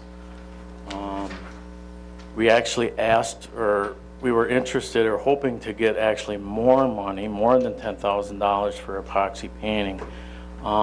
And what that is right now when we paint, we're only capable of using a water-based paint, traffic paint. We maybe get a year out of it. If there's a lot of, you know, high traffic areas, a lot of turning, that paint just does not hold up.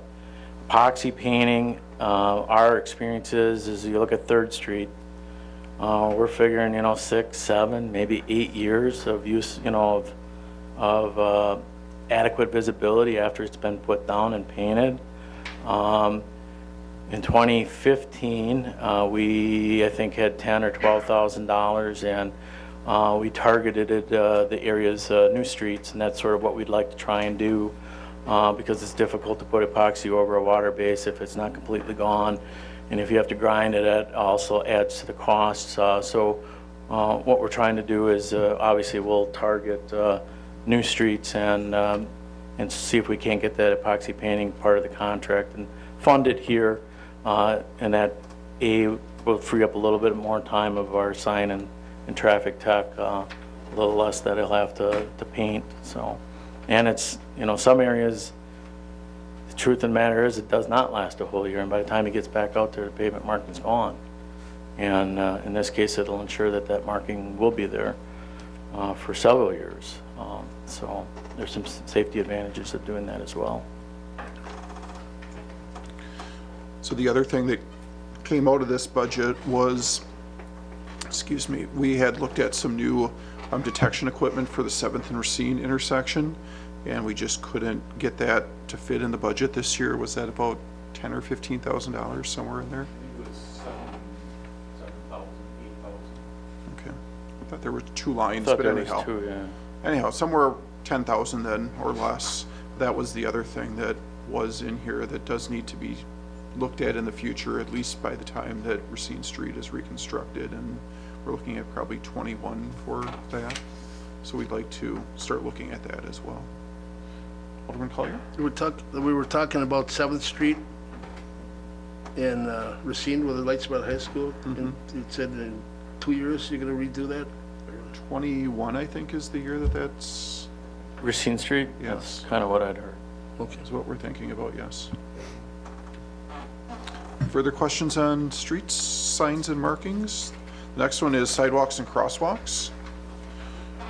Last couple of years, we've dedicated quite a bit of time to try and take care of our sidewalks. They were neglected for a number of years.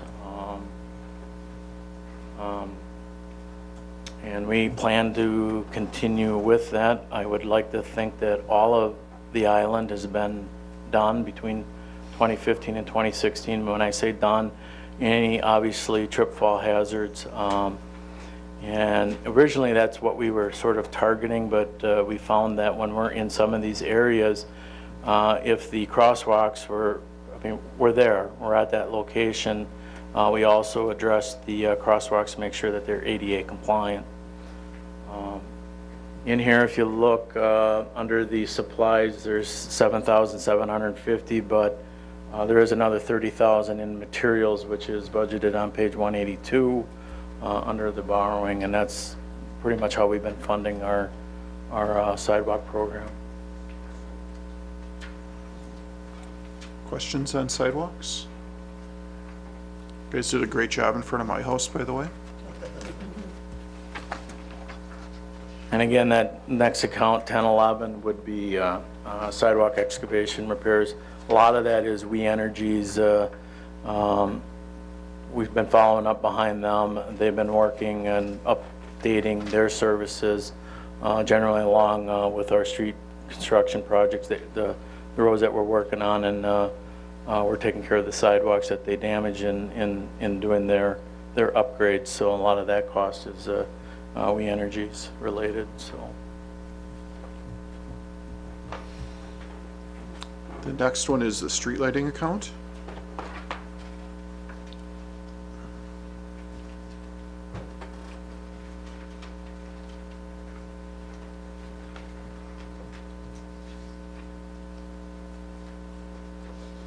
one thing that you'll notice is that with our new facilities tech electrician, he has been a little more involved than we had in the past, trying to make sure that our street lights are, those that we're responsible for, are always lit. And so we made a little change in the budget to make sure that there was some money dedicated to that for his time. So, and what we've been doing is, in addition to the LED Cobra lights, we've been experimenting with LED top of post lights, and we will continue to do that. We put together a CIP, but I think it's maybe a year, 2 years out. We got an idea what it would cost us to take care of all of the decorative lights downtown. And I think this is year 3, and after this year we'll be done with all our Cobra LEDs. I think we had like 221 of them I think to do this year, and I think that dollar amount you'll see a little bit later in the budget book. One thing that Adam touched on with the facilities technician position, and he was talking about how they're getting more and more involved with the street lighting. With that, and I know it's not this particular budget, but Brian has been getting more and more involved with some of the signals as well. So the more involved he gets with those and more comfortable that he gets working with the signals, then we don't have to farm that out anymore. So obviously if there's a cost savings there, if you don't have to bring in somebody from the outside to work on that. Alderman Keehan? Thank you. Under the electricity for 2015 actual, we are at $216,172. The year-end projection for this year is $175,000, and the request is for $160 for this coming year. Is this directly related to the installation and use of the LED lights? Most definitely, yes. Okay, thank you. And I don't know if you've noticed that those changed. I did get some numbers from the utilities to put in there. They were a little different than what Adam had estimated, not having the same software to do that. So I think that accounts for about a half of the year for phase 3 in that 160. So we should see that go down a little further even in 2017. The other thing that you were talking about, Adam, was the LEDs downtown. Correct. And I believe the lights that are within the walkway are LED, as well as there's one LED fixture at the fountain on the corner of Main and Correct. Milwaukee. So if you like or don't like those, please let us know. So before we start looking at changing out everything, that we get the right color. We don't And want that's something what it that's is. too blue. Color is important, so. So Alderman Benner? Thank you, Mr. Mayor. I'm going to get off the budget for just a second, so if you want to stand me in a corner, you can. But I just wanted to ask, especially with another Public Works Director coming in, is when somebody notices a street light isn't working, what would the protocol be for who they should contact?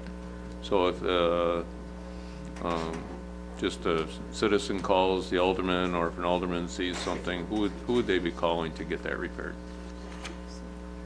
If it's, the majority of the time, it would be contacting Menasha Utilities. The only time that we would be involved if it was some of the decorative street lighting, like on Main Street, Milwaukee, some of the parking lots. But other than that, if it's a street light over on Harding Street or something like that, then it would be Menasha Utilities. Typically what they do, they'll call us downtown, and then we'll make a referral. We'll just let the utilities know. Yeah, We'll that's what I was take the wondering, address yeah. and That's what I was wondering, because typically I would just send Mark an email or something, and then That's- he would always just kindly take care of it, but I never knew if I was really doing the right thing or not, because you don't know if they're Menasha Utilities or if they're city-owned, and yeah, And that's, if we get the call here, we'll take the name, the address, and a contact phone number, and then we'll let them know over at utilities. And they've been pretty good about, taking care of it in a timely manner.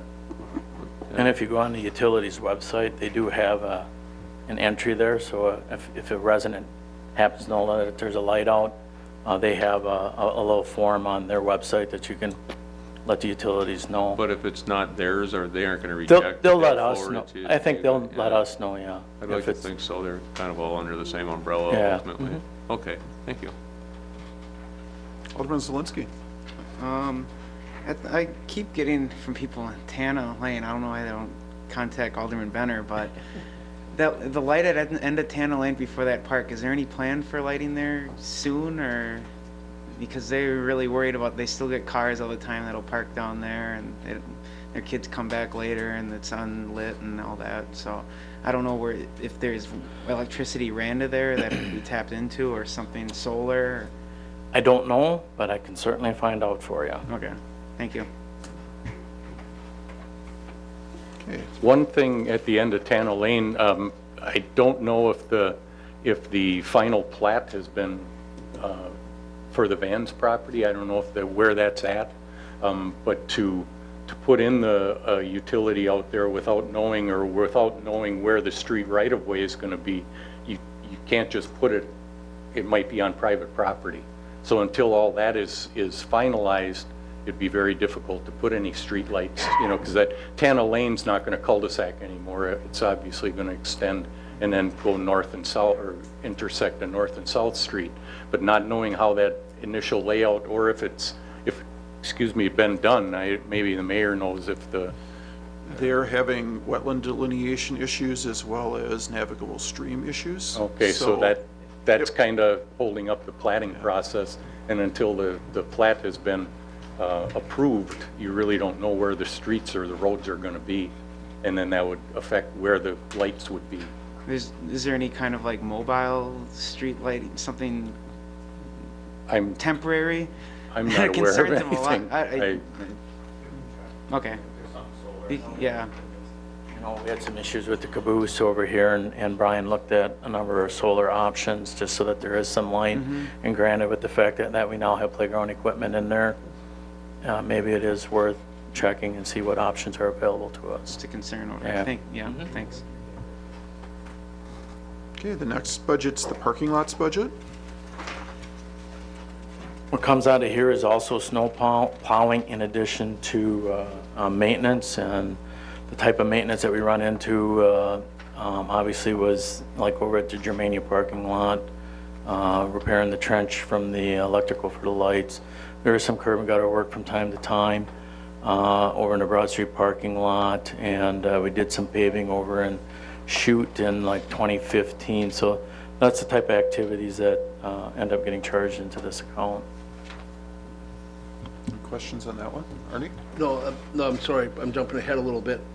The only thing I don't understand is it says canal maintenance and construction. It says stormwater, so I'm assuming that's some piping for underneath by the canal, or do we really patch up parts of that canal?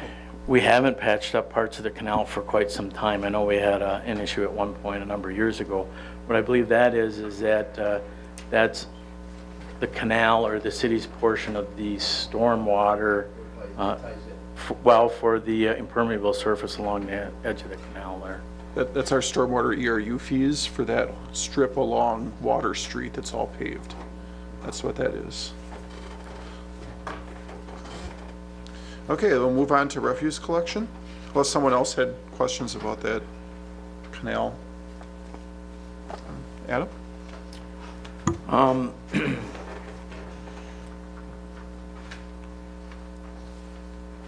Looks like we're up a little bit, and most of that is going to be equipment related for the most part. What we had done recently is sort of examined our replacement costs for our sanitation vehicles. And we felt as though there was a need to sort of bump that up a little bit so that we can fund their replacement when the time is due. That's part of the reason for the increase. As far as what we're experiencing and what I'm projecting, there is also, when I did my variances, there's also been an increase in our usage.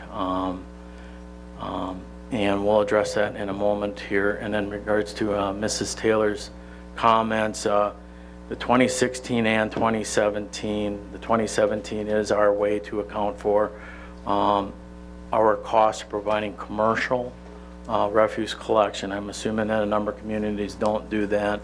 So we want to try and peel that off so we can show a true reflection of what our costs are to provide curbside collection for residential. With us, sort of, how do I want to say this, standardize all our equipment. In the past, it was easy for us to determine what our commercial costs were because there was the rear load garbage truck, and everything else. The side loaders were primarily residential. With us going with the front loaders with the Corrado cans, those trucks handle both commercial and residential. So it's becoming a little more difficult for us to truly, with great certainty, determine what our costs are for commercial. We're looking at ways to try and make sure that that's, that we have good numbers, that we're making decisions based on good numbers.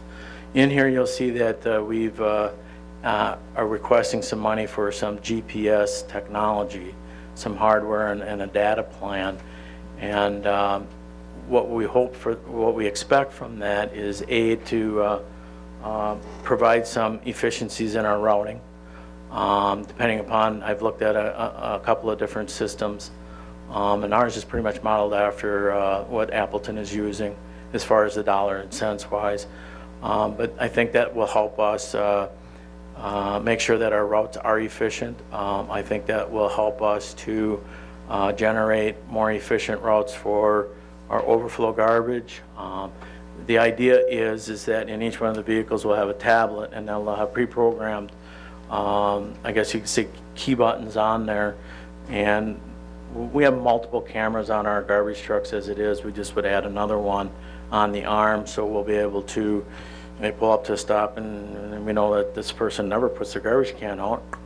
We'll be able to take a picture, we'll know what the address is. So when the phone call comes in, and a lot of times there'll be real-time customer service then too.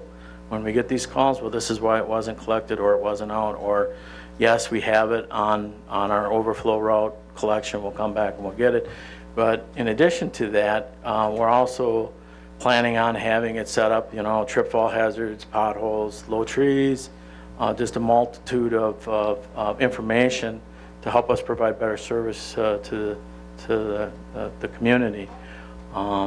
In addition to, I think that there'll be efficiencies with the routing achieved or experienced by going down this road. And to me, I was expecting the number to be a little bit higher. I think it's relatively affordable with what I think that we'll gain from it. And then this is 2/3. There'll be a third that you'll see in the recycle budget for the curbside collection and the recycling, so. Alderman Keehan? Thank you. So the reason why the 2017 on page 152, like, for example, the wages are significantly higher is the reflection of shifting it from the account on 153. It could be, yes. Okay, I just want to make sure. Got it. Thanks. Anyone else on refuse collection? Comes after this. Oh, there's still one more, weed cutting.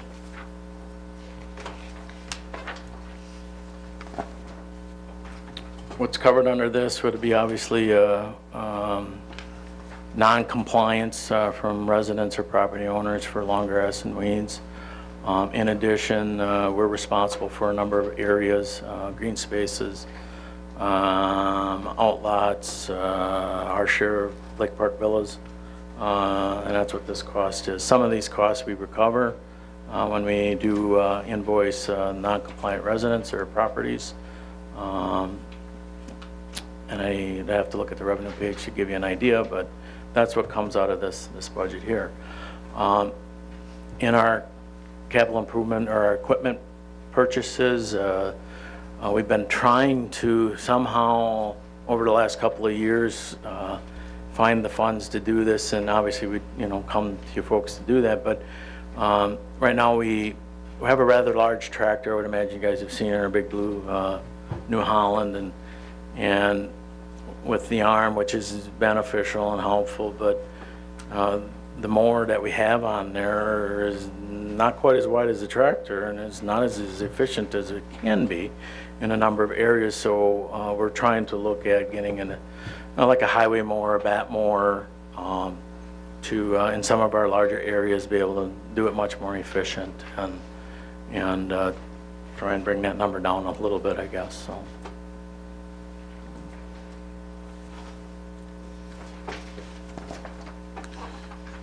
And the lift bridges account. That's our current cost to operate the bridges as far as operational-wise, not necessarily maintenance-wise. Maintenance is provided by the county, and again, we in turn turn around and invoice or charge the state DOT for this currently. So. Alderman Benner? Thank you, Mr. Mayor. How does the state determine what a fair value is for that compared to what we charge them? I'm not aware if they've ever declined anything, or have they? They're pretty good. They basically ask us for our costs, and there's an agreement that gets done, and they pay the full amount. Okay, so we have to justify Correct. our number to them. Yeah, we and showed them what the budget Yep. is, and they've not challenged it as long as I've been So we never thought about slipping another one on the front or anything. here. No, we would not do that, but we did, when we had some I call it retirements shared and different revenue, by the things. Yeah, different kind of shared revenue. When we had some retirements and different things, they acknowledged that those costs would be part of that agreement, and they were willing to cover some of those costs, so they've been really reasonable. Okay, thanks.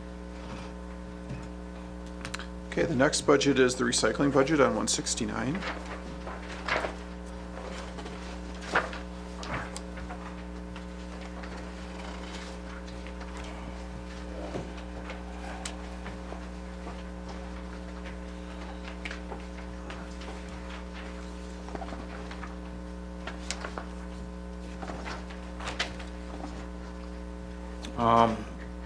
The 266-1027 would be curbside and our drop site. We're continuing with 18 collections, curbside collections, and we're going to continue with the drop site. And again, there is a third of the cost for the GPS and data plan. Other than that, there are no major changes. Other than you can see that our budgeted amounts for wages have gone down based on what we're experiencing with our first year of 18 per month collections. So obviously I estimate a little bit more wages when we went from 12 to 18. And sometimes it's there again, I would have thought that that would have been a real good number. Should have been easy, but obviously it wasn't, so. Alderman Keehan? What has happened to the amounts of, like, the number of tons that we've been tipping? Unfortunately, I can't say that we've seen this big increase like we thought maybe we would. There again, though, sometimes it's seasonal as well. When you go back and you look at the quantities, and sometimes it didn't seem like there was any sort of correlation or rhyme or reason. So let's wait till the end of the year, and then maybe after the end of the year, I'll have totals, and then we can maybe hopefully we'll see the numbers go up. But as of right now, I was a little disappointed. So. Well, I know people appreciate, at least from what I've heard, the extra pickups. We've seen both the the garbage, as well as the recycling increase, though, this year is what we... Cost-wise, you mean? No, both tonnage on both Well, see, of that's them. when the recycled tonnage really hasn't increased like I thought it would. But we had expected the recycling to go up significantly and the garbage to go down, and it Correct. seemed like both Correct, of them you're right. Yeah. went up, but not drastically either way. That was what, 6 months through the year, I think it was, when I last saw it, at least. But there again, you can't go by months because of the collection Exactly. schedule, so that's what we were trying to do, is prorate it based on the number of curbside collections, and then try and factor in the drop sites monthly and come up with our what we expect as far as tonnages. And again, I was just a little disappointed when when I was working on it. I would have fully expected us to see more tonnage, but we didn't. So. Anything else on recycling? So there were 3 accounts. Right, there. then there's the recycling yard waste. And our yard waste collection costs are split between the recycle fund and the stormwater fund. 44% of our costs for yard waste end up in the recycle fund, 266 fund, and then 56% of the costs end up in the stormwater fund, 625 fund. At this point in time, we aren't foreseeing or planning on major differences at this point in time. Alderman Benner. Thank you, Mr. Mayor. How's our new leaf collection program working out? I know you'd ask. You know I you figured did. Becky You know I would. I sent out an email after our first go-around, which I was very pleased. I was happy to see the amount of residents that complied. And then we debated on whether or not to go back out on this past Monday, which we're going to try and do every other week. And we sort of ran into a little bit of manpower issue on Monday, so then we decided to go out on Tuesday. And then we had a little bit of an equipment problem that sort of delayed us using the clamp to pick the leaves, and then we ended up supplementing like we had last year with just the loader, and then we actually had a piece of equipment out there to help with scooping these leaves up. However, we did get the equipment back up and running today. So we'll see. Just it's kind of funny you brought this up. Just before tonight's meeting, I was on the phone with Ben Rank, and maybe you guys don't know him. He's our rep from CIVMIC, and he was calling, inquiring about our vacuum machine, and he's dealing with the community for something that they got some sort of situation going on, and then he's looking for some data from us as far as sucking the leaves and what we can handle in a day. And I said, well, I'll get back to you. And I said, why are you asking? Well, this community used to have 6 vacuum machines, and on a daily basis they'd pick up 180 cubic yards of leaves. Well, they went to 2 loader crews, and they used something similar to us, or what we're trying to, and it sounds like they may be a little further along as far as being able to push them into piles in a basket and all this other stuff, but their 2 loader crews are picking up 450,000 cubic yards a day. So I was encouraged to hear that from Ben. So even though we've got off to a little bit of a rough start this week, I'm kind of encouraged to hear some of those numbers. So there's some things that we need to work on. We've got these wear plates we added to the bottom, and I made reference to in the email the first go around, and I know that Thad had brought that up that yesterday, that, maybe there's something that we can do there to try and soften that, as far as making the marks on the road and whatnot. But I do know this, overhearing them on the radio after we got the clawback up and running in the afternoon. I know Thad was checking on the crew, and it sounded like, yeah, it's going much better when we got that piece of equipment back out on the road, so. My concerns were on 3 levels. One is scheduling, that was working on okay.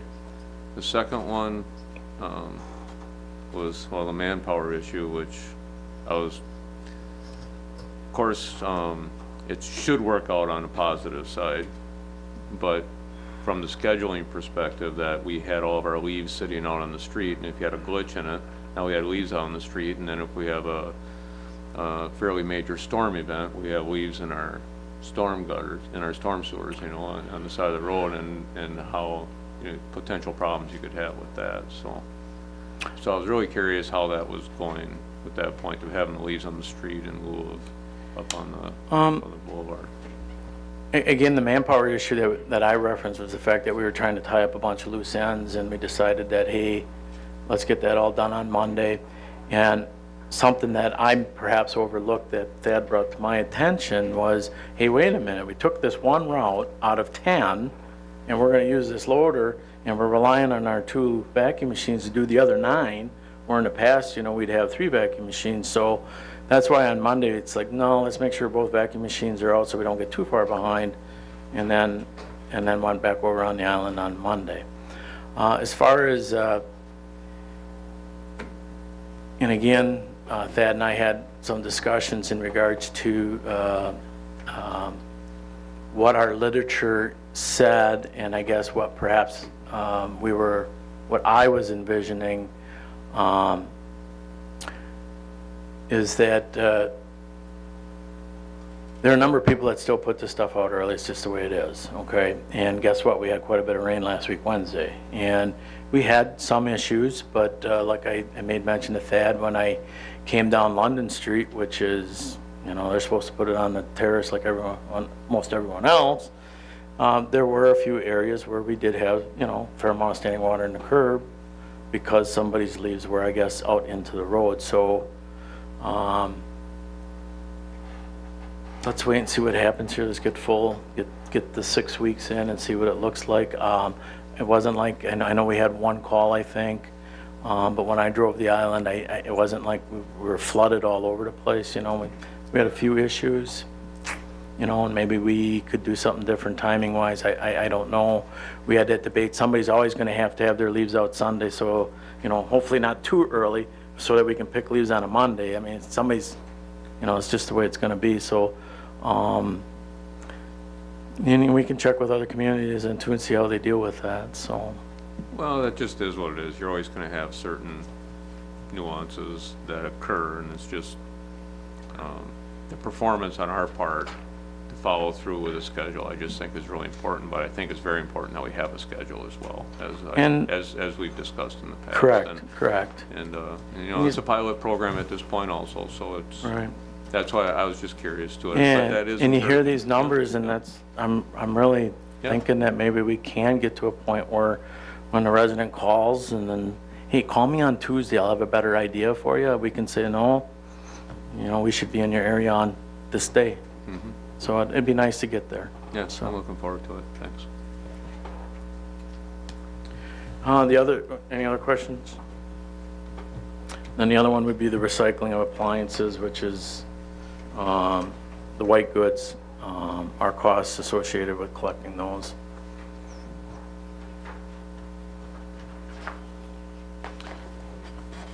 The next section is the 470, the capital improvements area, and it starts on page 181 with the city buildings.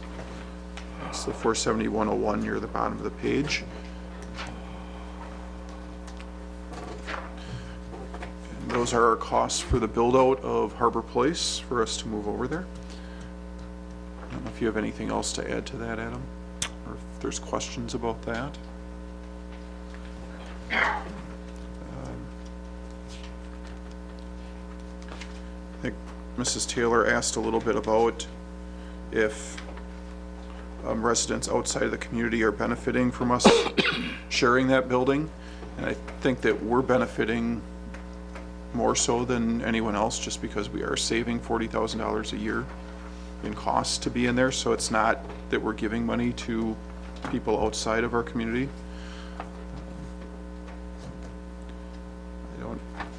I guess that's about the only thing I can say about that. The next area is the street construction. You'll see the next chunk of streets in there.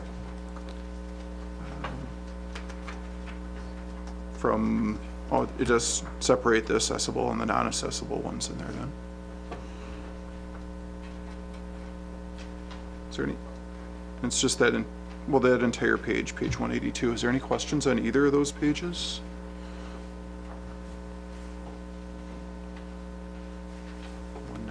As well, it looks like.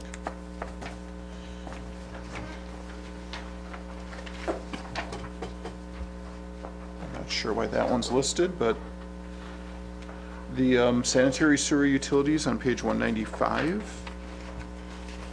I don't know if you had any comments on that one, Adam?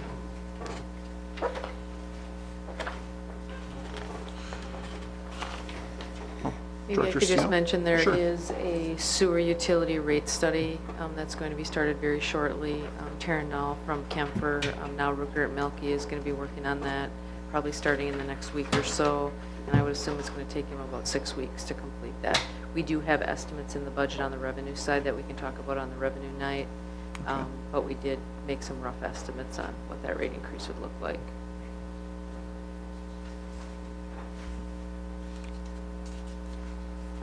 Any questions about the sanitary sewer? Did you have anything to comment about what we're planning on doing here? Just a comment in regards to, in here you'll see under the tools and equipment, half the cost of an iPad or a laptop. We're trying to do a share of the cost between sanitary and storm to have a piece of equipment, a laptop or an iPad for our sewer crews to be able to access our systems maps, electronically. We have some maps in the trucks. Sometimes I think this would be much easier. I know that when the engineers have been out even on their smartphones, it's a benefit to have that available to our sewer crews. In addition to that, we'd like to, and we keep looking at ways to sort of improve upon our reporting, tracking of the systems that we're maintaining and cleaning. And I think this would be just a step one to get the crews familiar with being able to use that type of technology. And granted, a lot of these guys are younger than us, so I'm sure that they're much more adept to it than I have been. But that's what we're looking at there. And then also in addition, last year we put like 13,000 in for a new sewer camera to be able to televise some of our own systems. And when we started looking at it, we decided to hold off instead of spending that 13,000 and request some additional money, additional funds. And we put in here another 27, give us about a total of 40. And if you go through and you look at what we have budgeted for having somebody come in and do some of this televising, we think that there's some savings that we can experience. We're still debating on the type of system and how this would work. And that's a discussion that we need to have with the engineering department a little more in depth. But right now we're sitting with no camera, and it's, do we drop that, 5, 6, 7, 8, 9, 10 grand on? So we decided to hold off and take a closer look at this. I think that we can get something that'll enable us to maybe reduce the need to outsource some of our camera work. You'd be surprised how often it is that it comes up like, we have an issue, we have a problem, and, okay, then we try and coordinate with usually Speedy Clean. And I guess we're looking to take the next step instead of just a push camera, get a tractor unit, so that we can do some of our own televising, planned and immediate. So. Any questions about the sanitary sewer fund?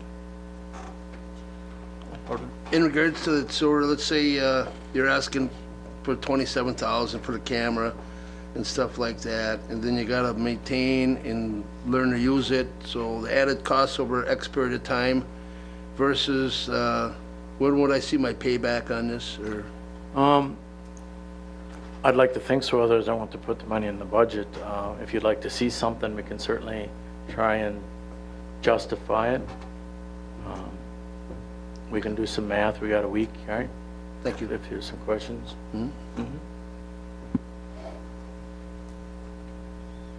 Other, Alderman Zelinski?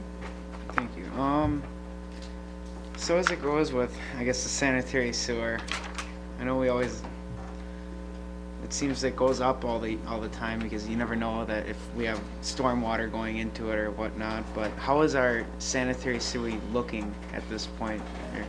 Are we up to date with it on a lot? Well, I see we're putting a lot more money into it, but as far as, are we behind the ball on the current status of our sanitary sewer?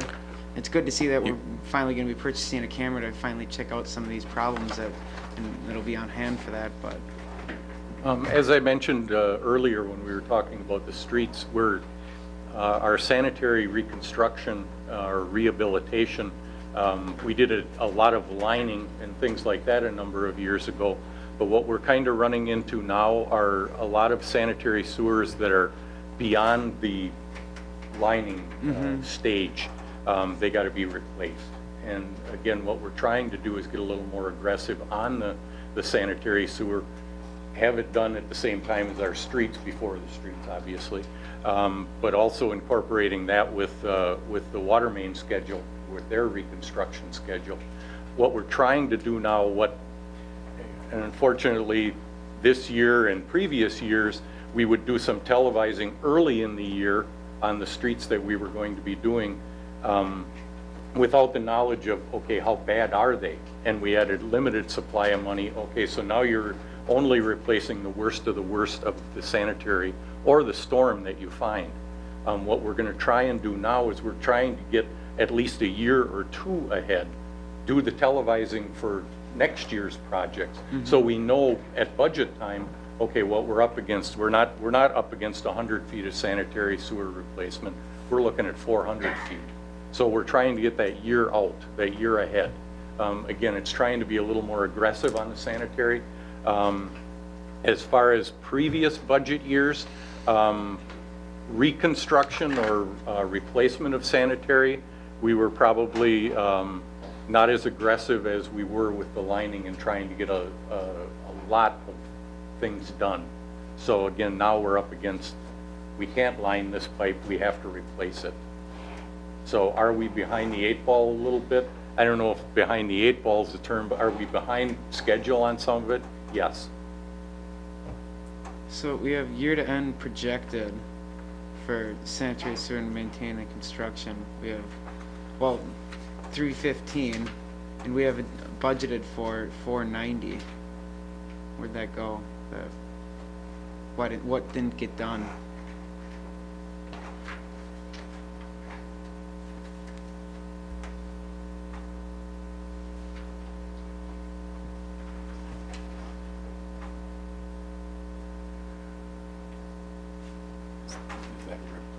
Just a, If you look under the construction, obviously there's like 200,000 budgeted, and year-end projection, we got 11,000 spent. So obviously we budgeted quite a bit more. Some of that would be the infiltration home grant program. I don't think we've been real active with that this year. I know that the mayor and I and Corey and Tim talked recently about trying to finish that up over on the island. Some of the sump pump inspections to sort of address some of those issues. One thing, if you did, I just make a point under the small projects, if you look at the year to, or what we project year end, that cost is related to Brighton Drive.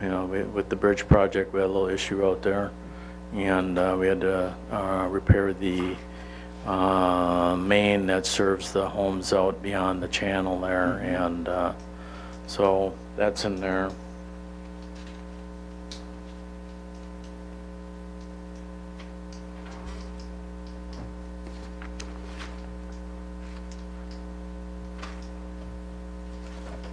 it would look like some of the construction stuff that we budgeted was not done.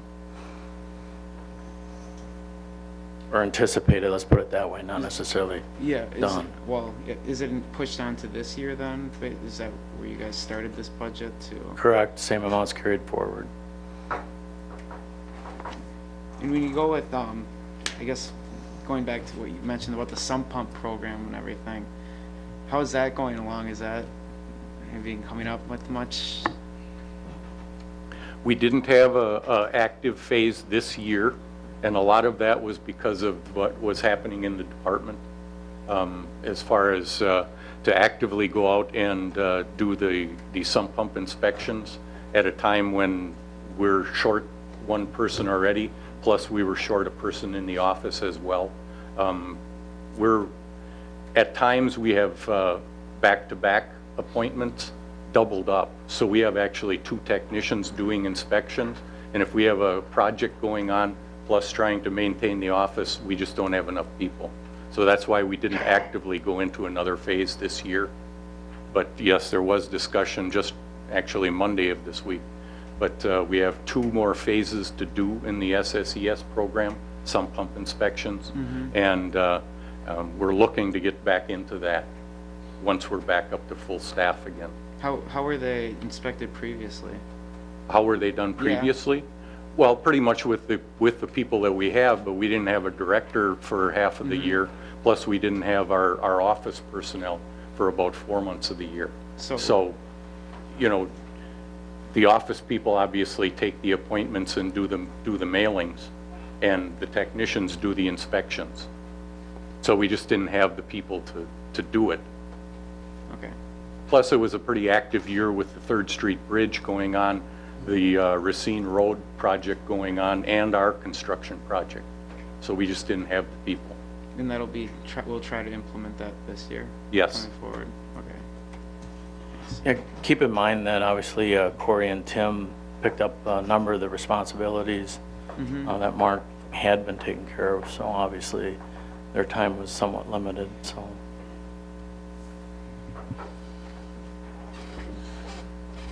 Alderman Collier?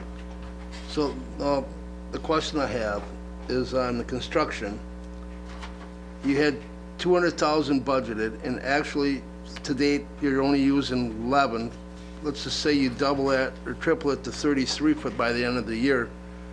You were over, you had 170, let's say, that you did not use. Did that go back in the general budget, or does that just sit in the coffers, or did it disappear? Sewer utility works different than all of the other funds. Sewer utility is an enterprise fund, so that means that all of the funds stay right in that fund. So nothing happens to those funds. They just need to get rebudgeted the next year to be used. So it's just getting slid over, thanks. The one kind of piece of good news in the sanitary sewer fund is that we've been experiencing pretty good numbers from the plant for the past year or so now. You'll notice next year's number is also lower. That has it's somewhat to do with Whiting closing, but it's also somewhat to do with we've gotten much better numbers than we have with some prodding with the monitoring stations throughout the community and working on those pretty hard over the past, 2 years now, I'd say. So, the next group of budgets are the stormwater utility budgets, and they run from 199 to 207. I don't know if you want to talk a little bit in a group about this, and then we can go through if there's questions on the specific areas.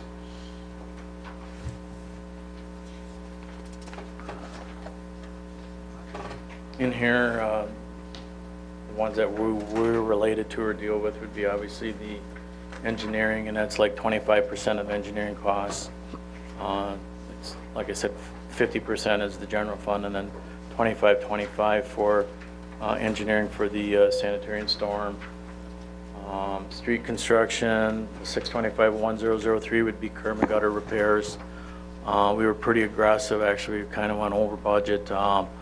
A few things occurred partway through what we planned to replace as far as curb and gutter.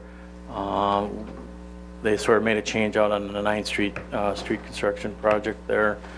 We shortened up the median, and our crews were in there, and we did change that curb and gutter out. So we did kind of run over a little bit.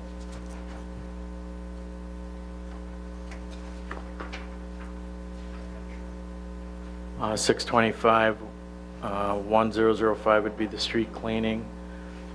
We did purchase our high-efficiency vacuum sweeper. We got a couple of days on it, not much yet, but fairly soon we'll have that out again here with the leaf collection.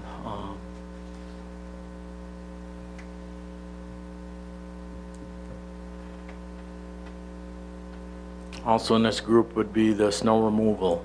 This would be the cost of removing snow. That would be from the 1006 is the street snow removal, which would include Main Street, some of the other areas that we do get, like around the schools. With that early heavy snow that we got dumped on, we felt the need to take 47 as well. So that's what comes out of that account. 625 1010 is just the primary storm sewer system maintenance and construction account. We have numerous catch basins that need attention, and that's something that we will continue to try and take care of as they come up. And there again, if you look in here, there is some televising and cleaning that's outsourced. That is something that, depending upon the camera system that we're able to get, we might be able to eliminate the need for that outsourcing. And the other half, the laptop or iPad, is also in that 625 1010. There is a pipe bursting project on Broad Street. Would be the 100 block, I believe. 200 block, Broad Street. We have a pipe that it's in need of repair, and we're going to try and pipe burst. And what it is you run a cable through the pipe, and then you pull a head through that kind of breaks the pipe, and you pull in a new pipe behind it. That's in there. Then we have various locations for inlet and manhole repairs. We did bring in, or left in, some money for the rear lot drainage grant program. I think there were only a couple of property owners that took advantage of that, or in the process of working on that, but that money's still in there. 625 1013 would be snow removal in the parking lots. We kind of anticipated that number to be a little bit higher than what we experienced due to chopping the Broad Street parking lot into two sections, and we were concerned with the need to remove that more frequently, and quite honestly, the numbers pretty positive, I guess. I don't know what to tell you there. We talked about maybe things weren't properly accounted for. So our numbers are a little bit lower than 2016 as far as budget-wise, but we'll see how that goes.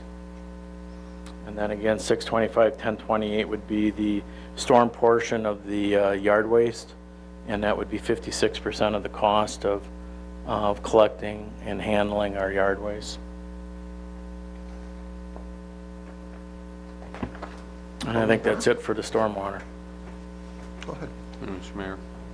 Adam, could you explain the changes in all the wages amounts where we're taking quite a bit of money from one account, even where they're showing we have a lot of experience for our wages for this year, and then next year it's going to be down quite a bit, and other accounts are higher. Is that based off of what our actual true experience is, based Experience off how we're looking at it? Experience and what we anticipate. is what we try and factor in to it. And in our budget processing, we take individuals, and this is what they make, and we shoot percentages, so sometimes I play around with the percentages, but a lot of times it's based on historical and what we anticipate our work moving forward is, or for the coming year. Sometimes that's very difficult, but we know that we got a lot of curb and gutter work to do. We know we got a lot of stormwater, or, you know, inlets that we need to take care of, and sort of make their adjustments based on that criteria, so. Kind of seems like the Peter and Paul thing going on here a little bit. Correct. We start with right, it's got to all add up to here. It's where we shift it, and trust me, I'd love to get to a point where we don't have to move stuff around, but based upon what we think we're gonna, you know, what we got coming up in the, you know, in the upcoming season or upcoming year, is sort of what we sort of base some of those percentages off of. Sure. Okay, thanks. Alderman Collier? 625-1010 management, the last one. I see over from like 2015 till date, it's like doubled. Can you give me an example or why that's going up so much? Say that again? From 2015 till 2017, it goes from $2,287 that was actual, and now you're requesting $5,000. And you look like you can use roughly around $3,300 this year. That's like a nice increase. Can you explain it? That would be our stormwater pond operations and management. And I wish Corey Gordon was here because he's the one who asked for the $5,000. Huh? But we've become more active on our ponds out by Lake Park Villas. And I know that Corey's been working with an outfit. I forget exactly who. Yeah. I think he's, I know there's an engineer though too that he had been working with. There you go, from McMahon, and it's something that we budgeted, and finding time to take on some of these projects or their recommendations is difficult. And I know this year we were out there, if you ever go out by the big pond, and we had to stake a bunch of fence and try and keep the geese out of the areas in which we don't want them feeding on plants. So.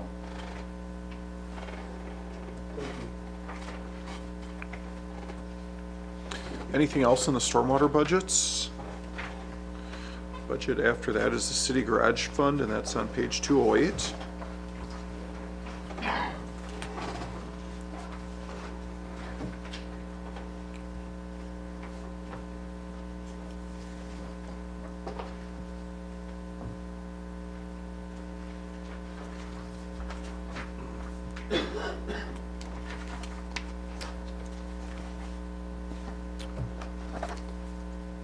A little bit of an increase over last year.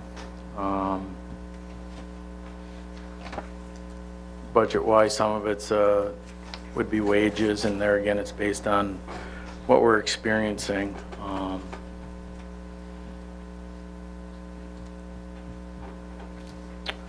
Percentage-wise of folks,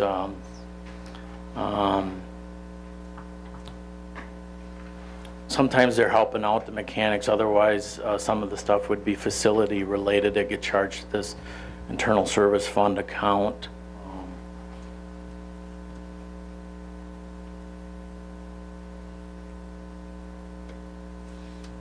If you look at our buildings costs, it was a topic of discussion this past week.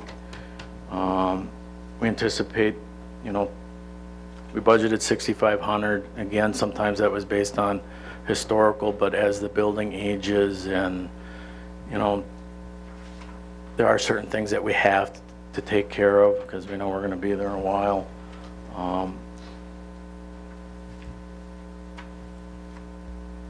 So a lot of that is the $12,500. This year we had a run on overhead door issues, and it wasn't from us hitting them. It was cables breaking and just all kinds of different issues.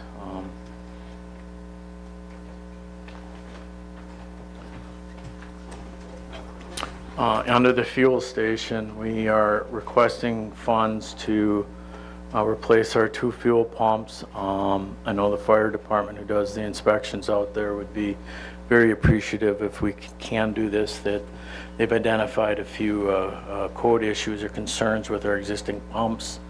So we requested $18,000 to change the amount and take care of any issues. There's sump issues underneath the pump that we're concerned with our existing equipment.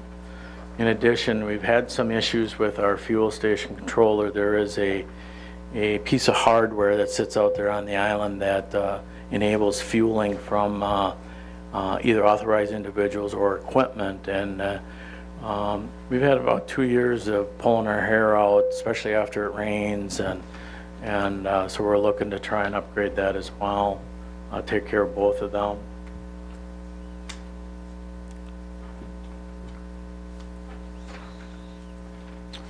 The department supplies, we've requested $40,000 in the last couple of years. We're lowering that down to 35, and more, all we're really doing is shifting some money into the parts. With us, as Mrs. Taylor brought up, I mean, we have taken on not only the maintenance of our own equipment, we are doing all of the school districts, trucks, lawnmowers. We're doing all of the Menasha utilities, equipment, not quite their lawnmowers, some of them they're still doing. And we're finding that we need to sort of up our parts budget a little bit. I should comment that we're billing them our hours Correct. plus Correct. parts, so we're actually... Correct. We're recovering our costs for any of the work that we do for the utilities or the school district, and the park department for that matter, anything that's not, none of the equipment that falls under this internal service fund. And if you look at previous years, our budget looks much better than it has, and a lot of it has to do with fuel costs. Fuel prices are been pretty constant this summer, and my price is based off of the Department of Energy's medium and long-term forecasts. So as long as those prices stay down, that's good for us. Would you like to comment on the training as well? Sure. What we're looking for here is, I guess the way I look at it, is our most valuable asset is obviously our employees, and for a number of years, if it wasn't free, we really didn't participate. We didn't look to invest in our employees. Thad is our new public works superintendent, and as he's worked his way up to where he's gotten now, he is one of the individuals that has always clamored, always brought me information in regards to different training opportunities. And along the way, the University of Wisconsin Engineering School has a series for DPW workers. It's a certificate, supervisory certificate program, but what we found is they have, I think it's like a 3 or 4 day class. Of course, the brochure didn't have the dollar amount on it, one of those deals. But it's geared to take someone with more of a technical background and provide him with some training to sort of step into and assume a more of an administrative role. And that was a class that I looked at that I found very interesting. I thought that Thad could benefit from that, and that class I think is $19.95. So I'd like to, give Thad the opportunity to go down to that and invest in him, because I'm looking for him to be around for quite some time. So, sure. Another thing with this training that we have is I came from the private sector, and I've done a lot of training. I brought a lot of that to the city of Menasha to have us excel at doing different things and making us more efficient. A couple of things I looked at, and I think I talked to the mayor a couple of years ago on, is some of the classes I've been to and have different employers that I've been at that paid for these. They're not cheap, but they do benefit greatly. I mean, the last schooling I went to was like $6 or $7 grand, and that was for running equipment. And having somebody that you feel comfortable with in that piece of equipment and being able to trust him as a guy on the crew or on the ground, it's second to none. And I mean, the money value really, in my eyes, isn't a big deal because of what they get out of it and what they can actually bring to the city and how much money we can save with not as many accidents or somebody seriously getting hurt from lack of training is a big thing. Does anyone have questions on the city garage fund? We'll talk about the equipment after that. And on the fund, do you want to go on to the equipment then, Adam?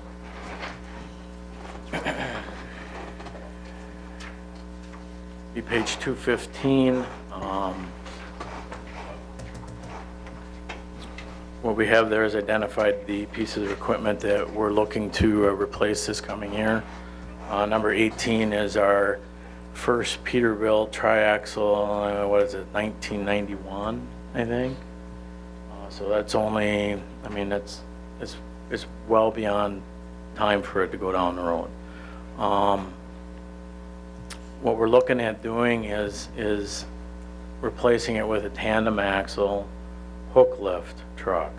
If you recall last year, 2 years ago, we took one of our single axles and dump trucks and replaced it with a hook lift truck. What it is it'd be capable of like pulling up these roll-offs, but it's different dump bodies that you can put on it. One would be a traditional dump truck body with tailgate salter. There's other flatbeds for hauling equipment around. We're looking at, right now we have a pretty good deal with KJ Waste hauling our drop site recyclables. This truck will be capable of hauling them ourselves. We get a few boxes for it. So there again, we're looking at trying to get pieces of equipment that are multi-use, serve more than just one function for us. Number 7 is a pickup truck. That too is like a 1991.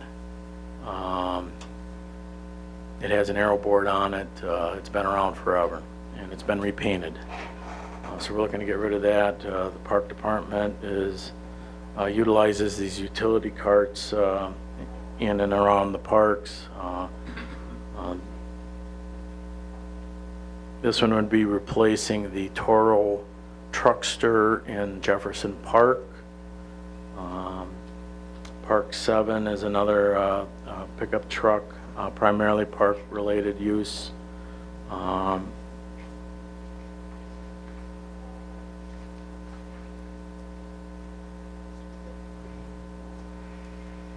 The year that truck escapes me at the moment.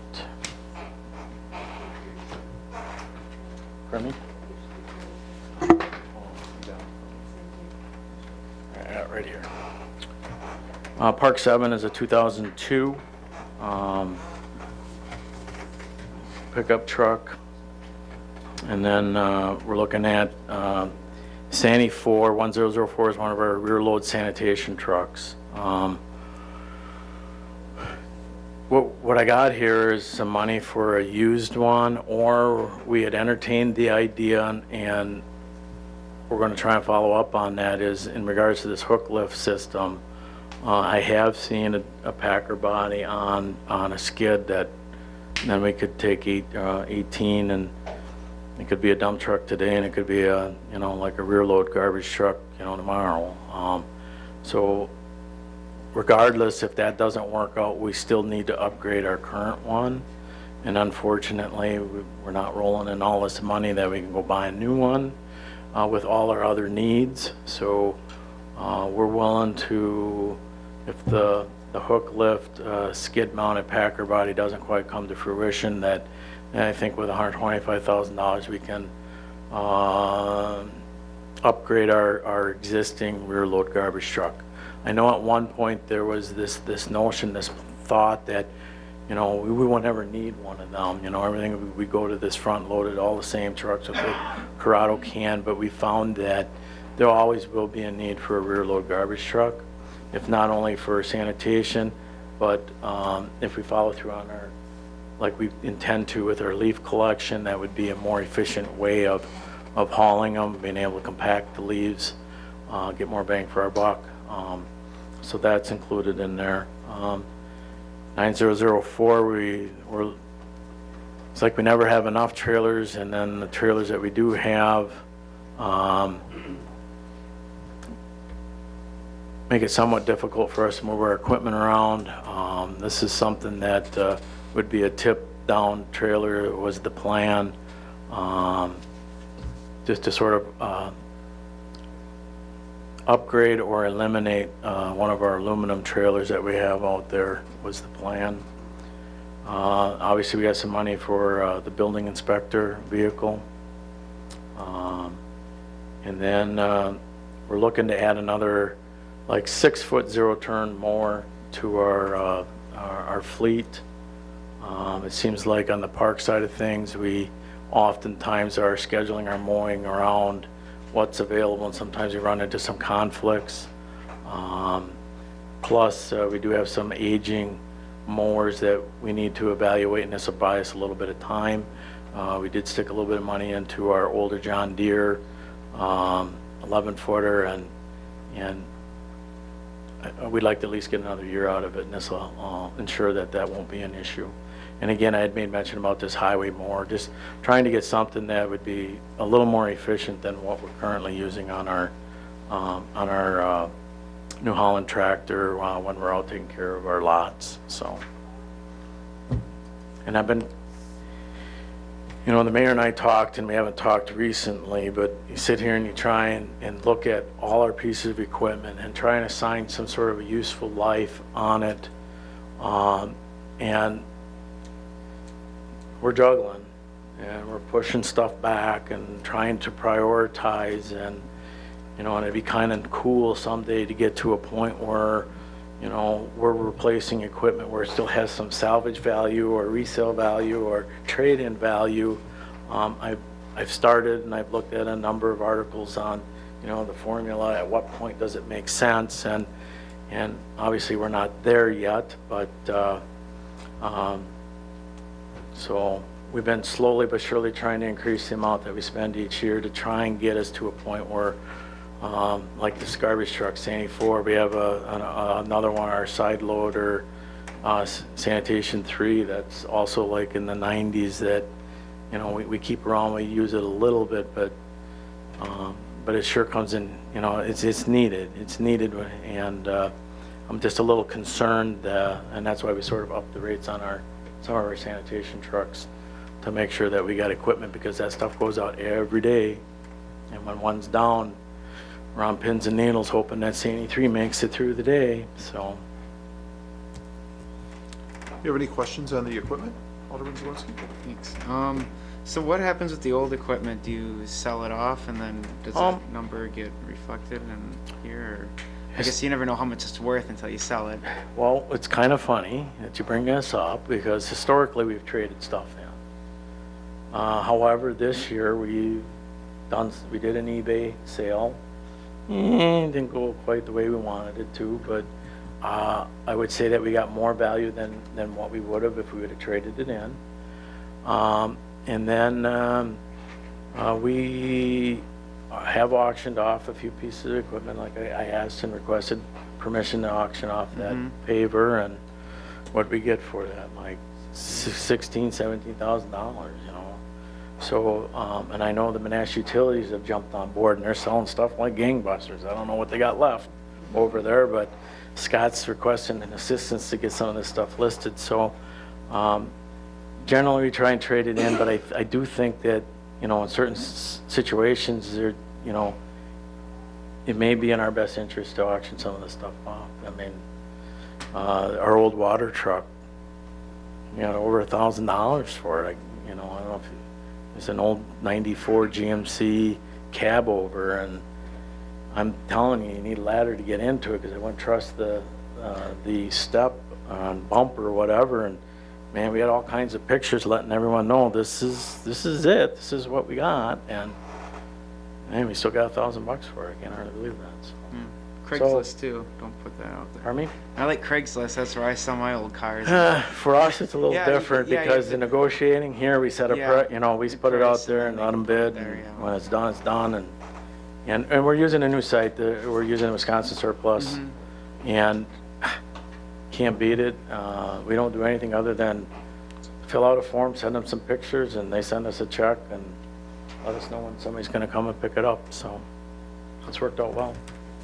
For some of these other equipment, you said used for the refuse truck. Have we ever looked into used for any of these other pieces of equipment? In the Like gone on past, that site and checked?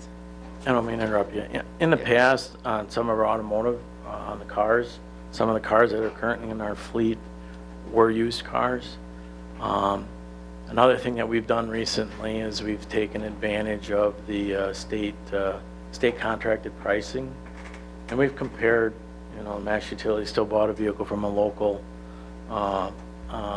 dealer, and we've got essentially the same truck, and it was like, almost $2,000 less than what they paid for it. So,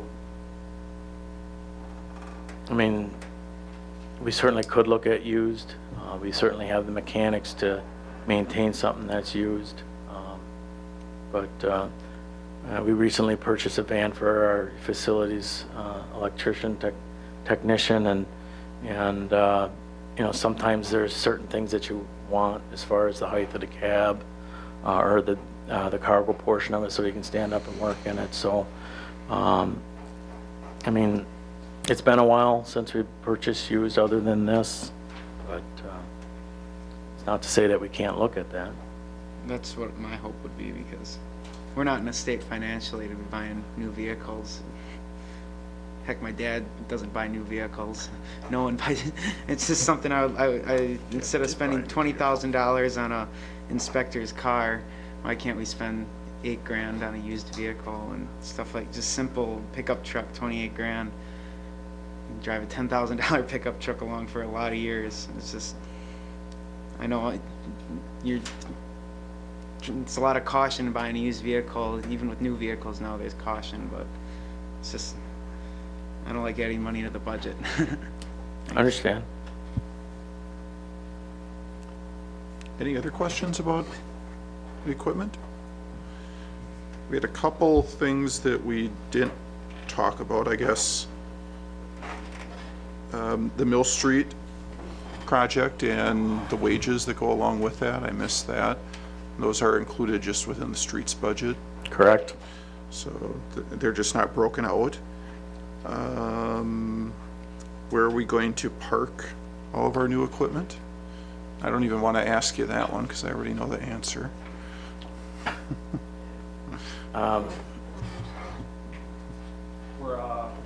We're working on that right now. We did rent a storage unit off of 114 by the car wash for some of our winterized stuff that we'll put in there.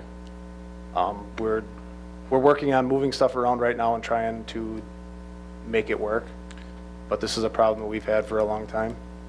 I'm not sure if this was what the question was, but I think it's, are we replacing things or are we adding things? And in most cases, it's replacing, so you park it where the old one was parked. We have 2 extra pieces of equipment right now That are in this budget? that we have right now that we've purchased. We have 2 extra pieces of equipment that we need to find, we have to have room for. But in this budget, are these replacements or are these? Well, other than the one more is not, but that's not a very big piece of equipment, and that I think we could store at one of the park facilities. We are adding an inspector's vehicle, that would be new, in addition to. Other than that, the rest should be replacement, yes.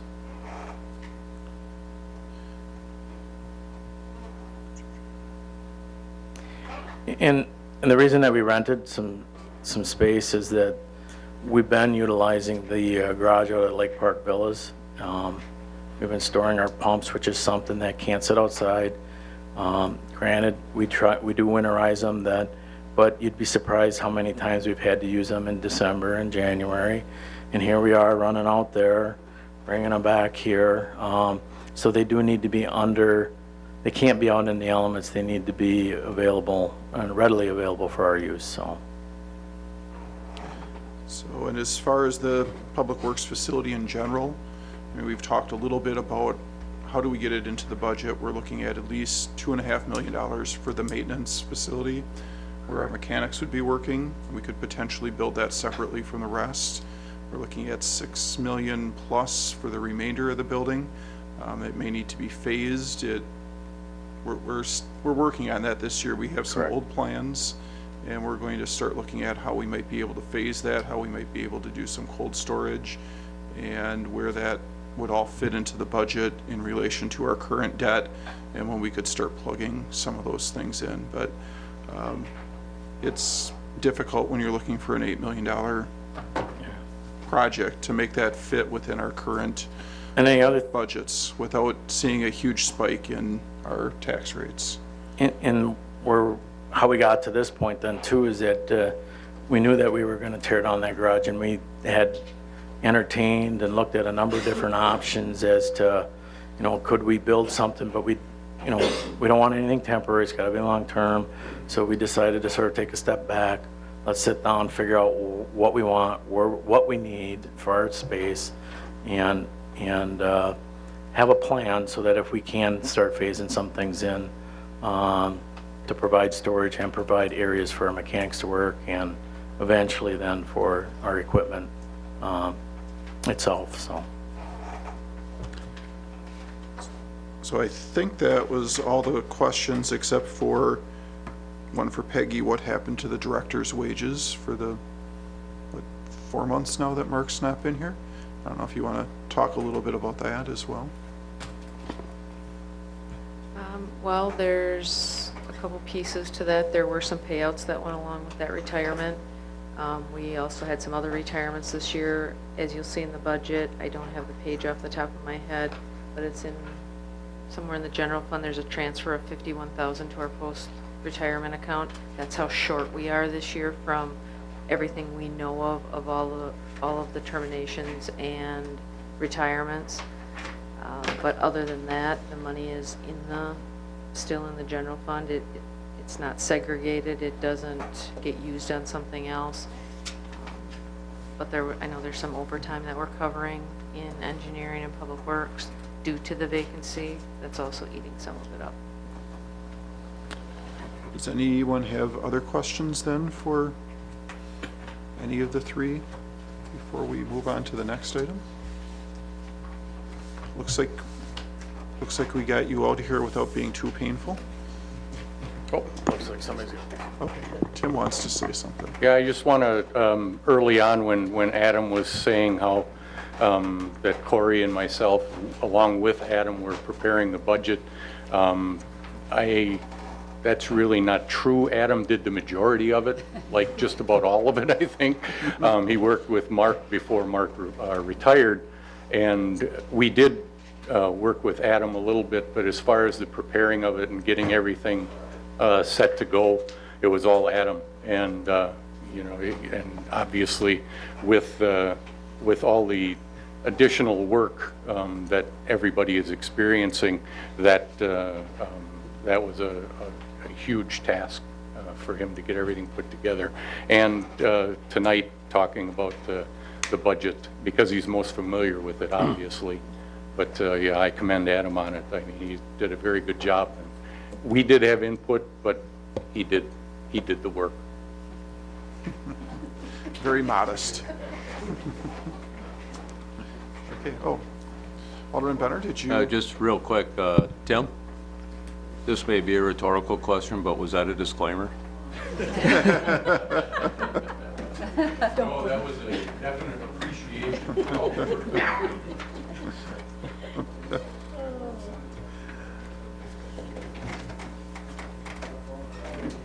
Okay.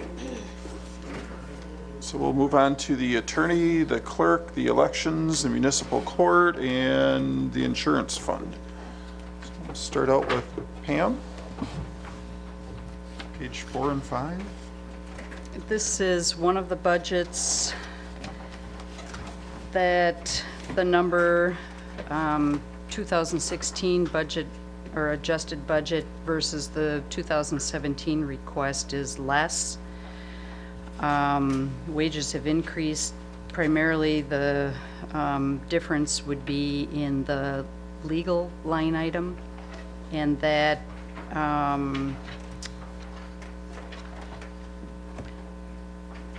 you know, it's a prediction for outside counsel. And if outside counsel is necessary, that would be more than 10,000. Obviously, we'd have to just come back to the council and, and ask them about it. But otherwise, there aren't any changes. Does anyone have questions for Pam?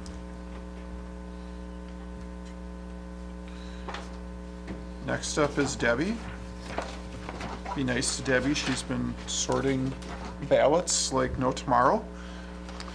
And this one as well is a budget that, if you look at the 2016 adjusted versus 2017, has decreased, and Health insurance line mainly. health insurance, and recording fees. But otherwise, it's pretty similar. There was a little bit more in lodging, and this would be for the deputy clerk training, because she will be working on getting a certification for the future. Any questions about the clerk's budget? The elections budget? The elections budget, again, it's another one that is less, and of course, that's primarily due to the fact that there were a lot more elections in 2016 than there will be in 2017. Specialized equipment. This year, there were the machines that were purchased, and the amount in there for next year is related to voting booths.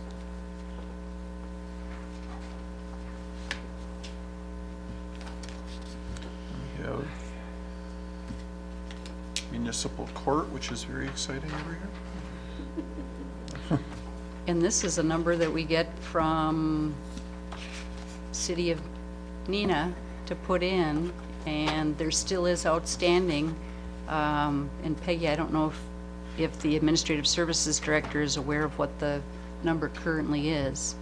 I don't have the current number, however, it's a very large outstanding amount, and the amount of citations are not, or the monies received from citations are not turning around, and our costs have not gone down in that perspective. So I would say that's something we can probably expect to see in our budgets in the future, our share of it.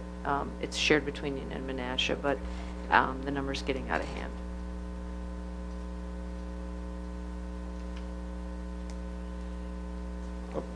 Alderman Collier? On municipal courts, it's $3,100. You said it might be more. It's outstanding. Can you give me an estimate? So that's just a, like a building rental kind of thing, very small amount. I can't give you an amount because I'll guess wrong, but it's a big number. I can follow up with you at the next workshop on that. It's much bigger than that number, Arnie, is a safe thing to say. Add a couple zeros behind it. Yes. It's a 10-year figure. Add a few zeros behind that number. Yeah, it's a big number.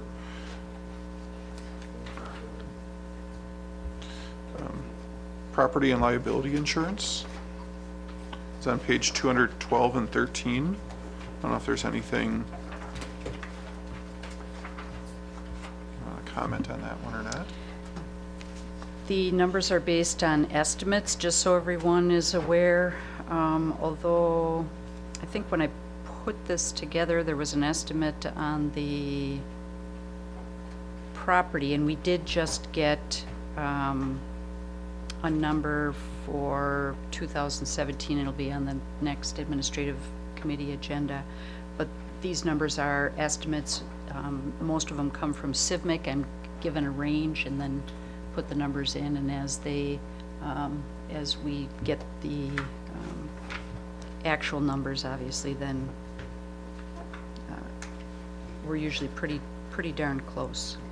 But once in a while, we're off. So that's that group. Does anyone have any other questions about that group of agendas, of budgets? The next one is the Common Council budget on page 33. It's actually on page 34. And there's nothing really that's changed in that except for the recording fees and is it publishing or recording? I forget which one it was. Publishing. And at the point when we made this, it looked like it would be going down. I'm not sure if it will be exactly 10,000, but we lowered that one, and that is about the only change in that budget. This does allow for the Common Council to go to the league conference if you wish to go. If more than one person wants to go, we should probably up those registration numbers. Alderman Nichols typically does go every year. I don't think anyone else has ever went. So if someone does wish to do that. Oh, you did go once as well? Okay. So if you do want to go to those, we should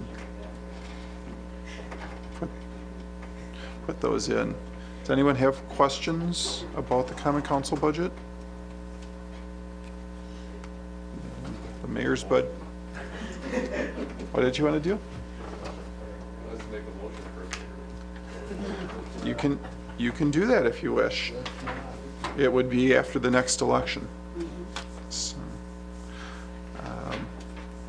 that requires an ordinance, doesn't it?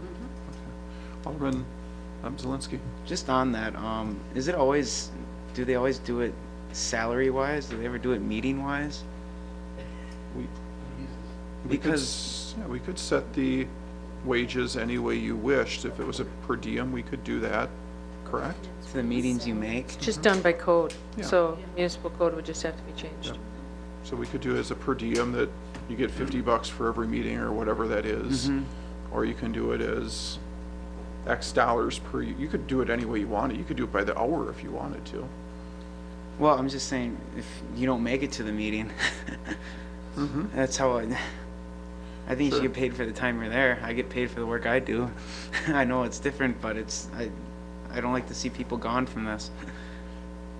Sure. And the only just don't know how you restriction set that. on the salaries for the common council members is they run by term.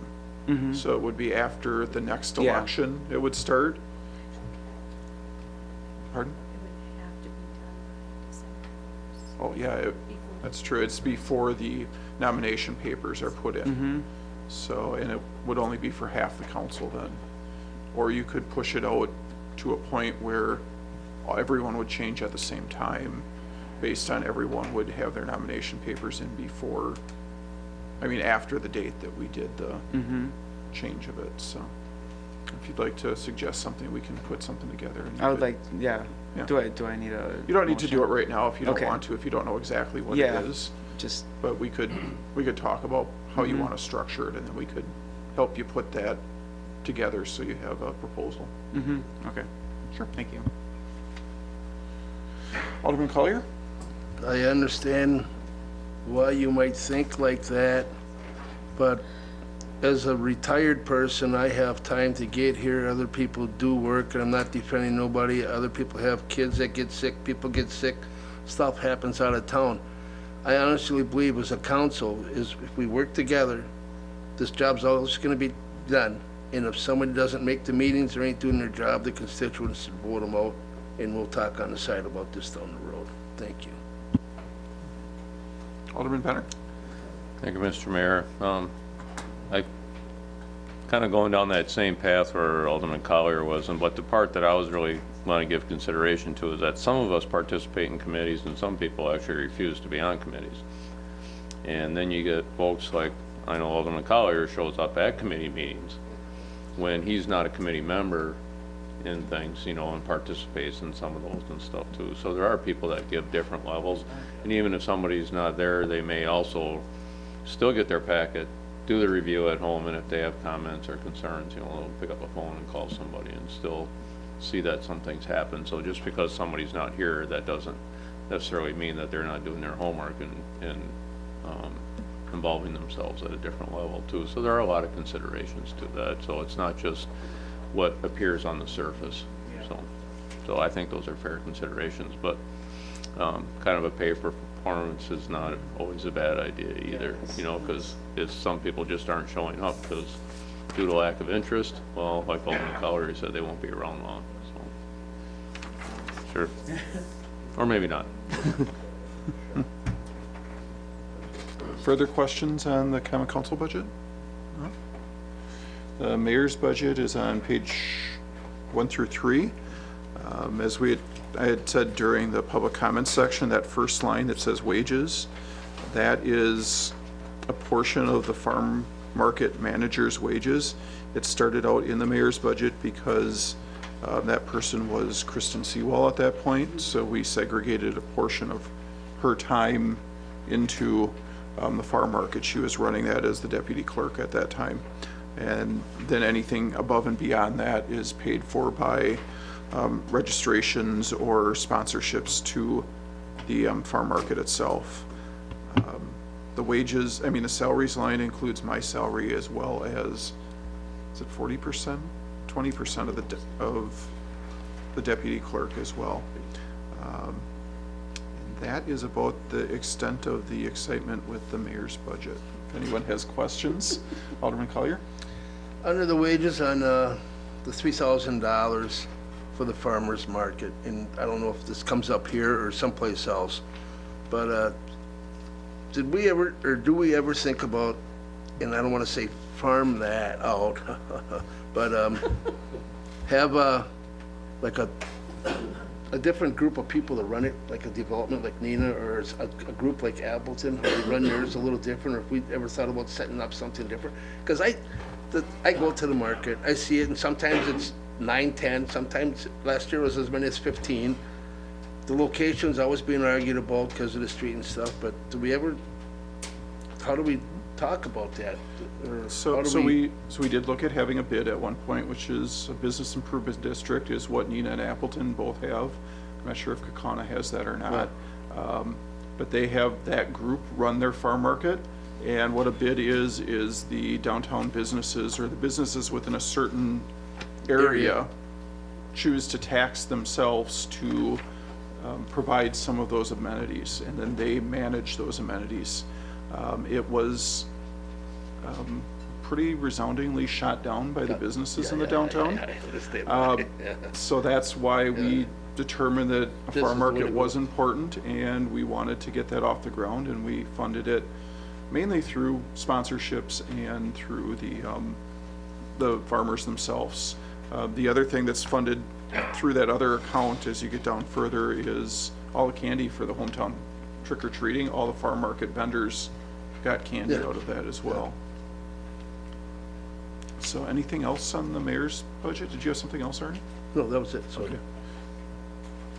And this other one, civic commemorations is on page 36. The majority of civic commemorations is, if I get the right page here, one more.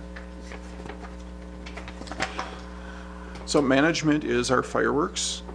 The 23,000 is more or less what we spent on fireworks. About close to 10,000, I'd say 8,000 or 9,000 is sponsorships. We get 5,000 from Community Fest itself, and we'll be getting 6,000 from, so I guess it's more than that next year, 6,000 from Festival next year, and then some small random 100 or 1,000. We get $1,000 from Menasha Utilities as well. The difference between the 38,000 and the 26,000 is Christmas decorations. We had wanted to purchase Christmas decorations this year. It doesn't appear that we're going to be able to do that, so I will be asking to carry that over. It was budgeted $9,000 for the city and 9,000 or so in sponsorships from the downtown merchants is what we were hoping to see happen in that category. Promotional is trying to remember what's in that promotional of some of our items that we give out. Yeah, giveaways. Plaques, pins, recognition things, hats, little things that we give out to members of the public typically. They're not typically things for employees. Is there anything in there for parades? Oh, yep, see? Yeah, we do donate to both actually, it doesn't look like the Labor Day people got their check this year, huh? The Memorial Day and the Labor Day parade both get funding from the city. Memorial Day gets, I believe, 600 and Labor Day 400, if I remember right. And I'm not sure why the difference. I've told them they should both be the same, and it never happens. So that's what we've been doing for years. That was before me. Any questions about any of those items? I'm glad you got that one, Peggy. I forgot about that.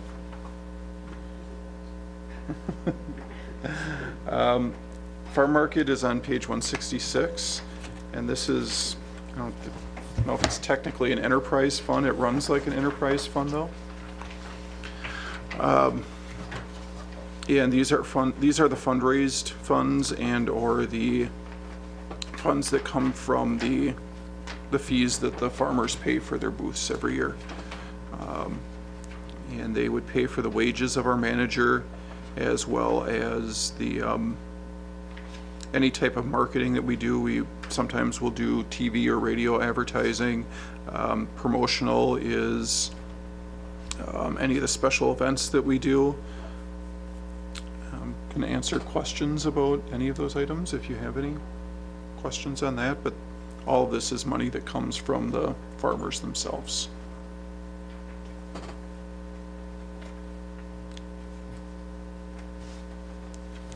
And steam utility operations, there's nothing on that page. It's one more year before it falls off. Any questions about any of those accounts? Seeing none. Like I said, we're only going to have 4 people that can come tomorrow night, so we're going to have to cancel tomorrow night's meeting, and we'll push those other agendas into the other 2 meetings where we can find time. Peggy would like to. I did find the municipal court budget from Nina for 2017. The estimate at the end of 2016 is that the fund will be $291,602 in the hole. And in 2017, it's proposed to go up to $291,602.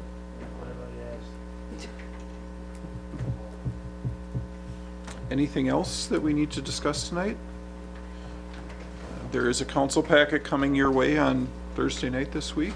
We'll see everyone on Monday then. Do we have a motion to adjourn? All those in favor? Aye. Opposed? We are adjourned. Thank you. Broadcasts of the City of Menasha Administration Committee, Board of Public Works, and Common Council meetings are produced by University Studios of the University of Wisconsin-Fox Valley. Menasha residents and interested parties can obtain information about these meetings and meeting agendas from the city website, www.cityofmenasha-wi.gov. Expression of opinions regarding City of Menasha issues or about these broadcasts can be made by contacting the Mayor's Office, 920-967-5117. Contacting their City Alderman. Contact information appears on the website. Completing the electronic feedback form on the website. All public portions of the meetings are recorded in entirety and are not edited for playback.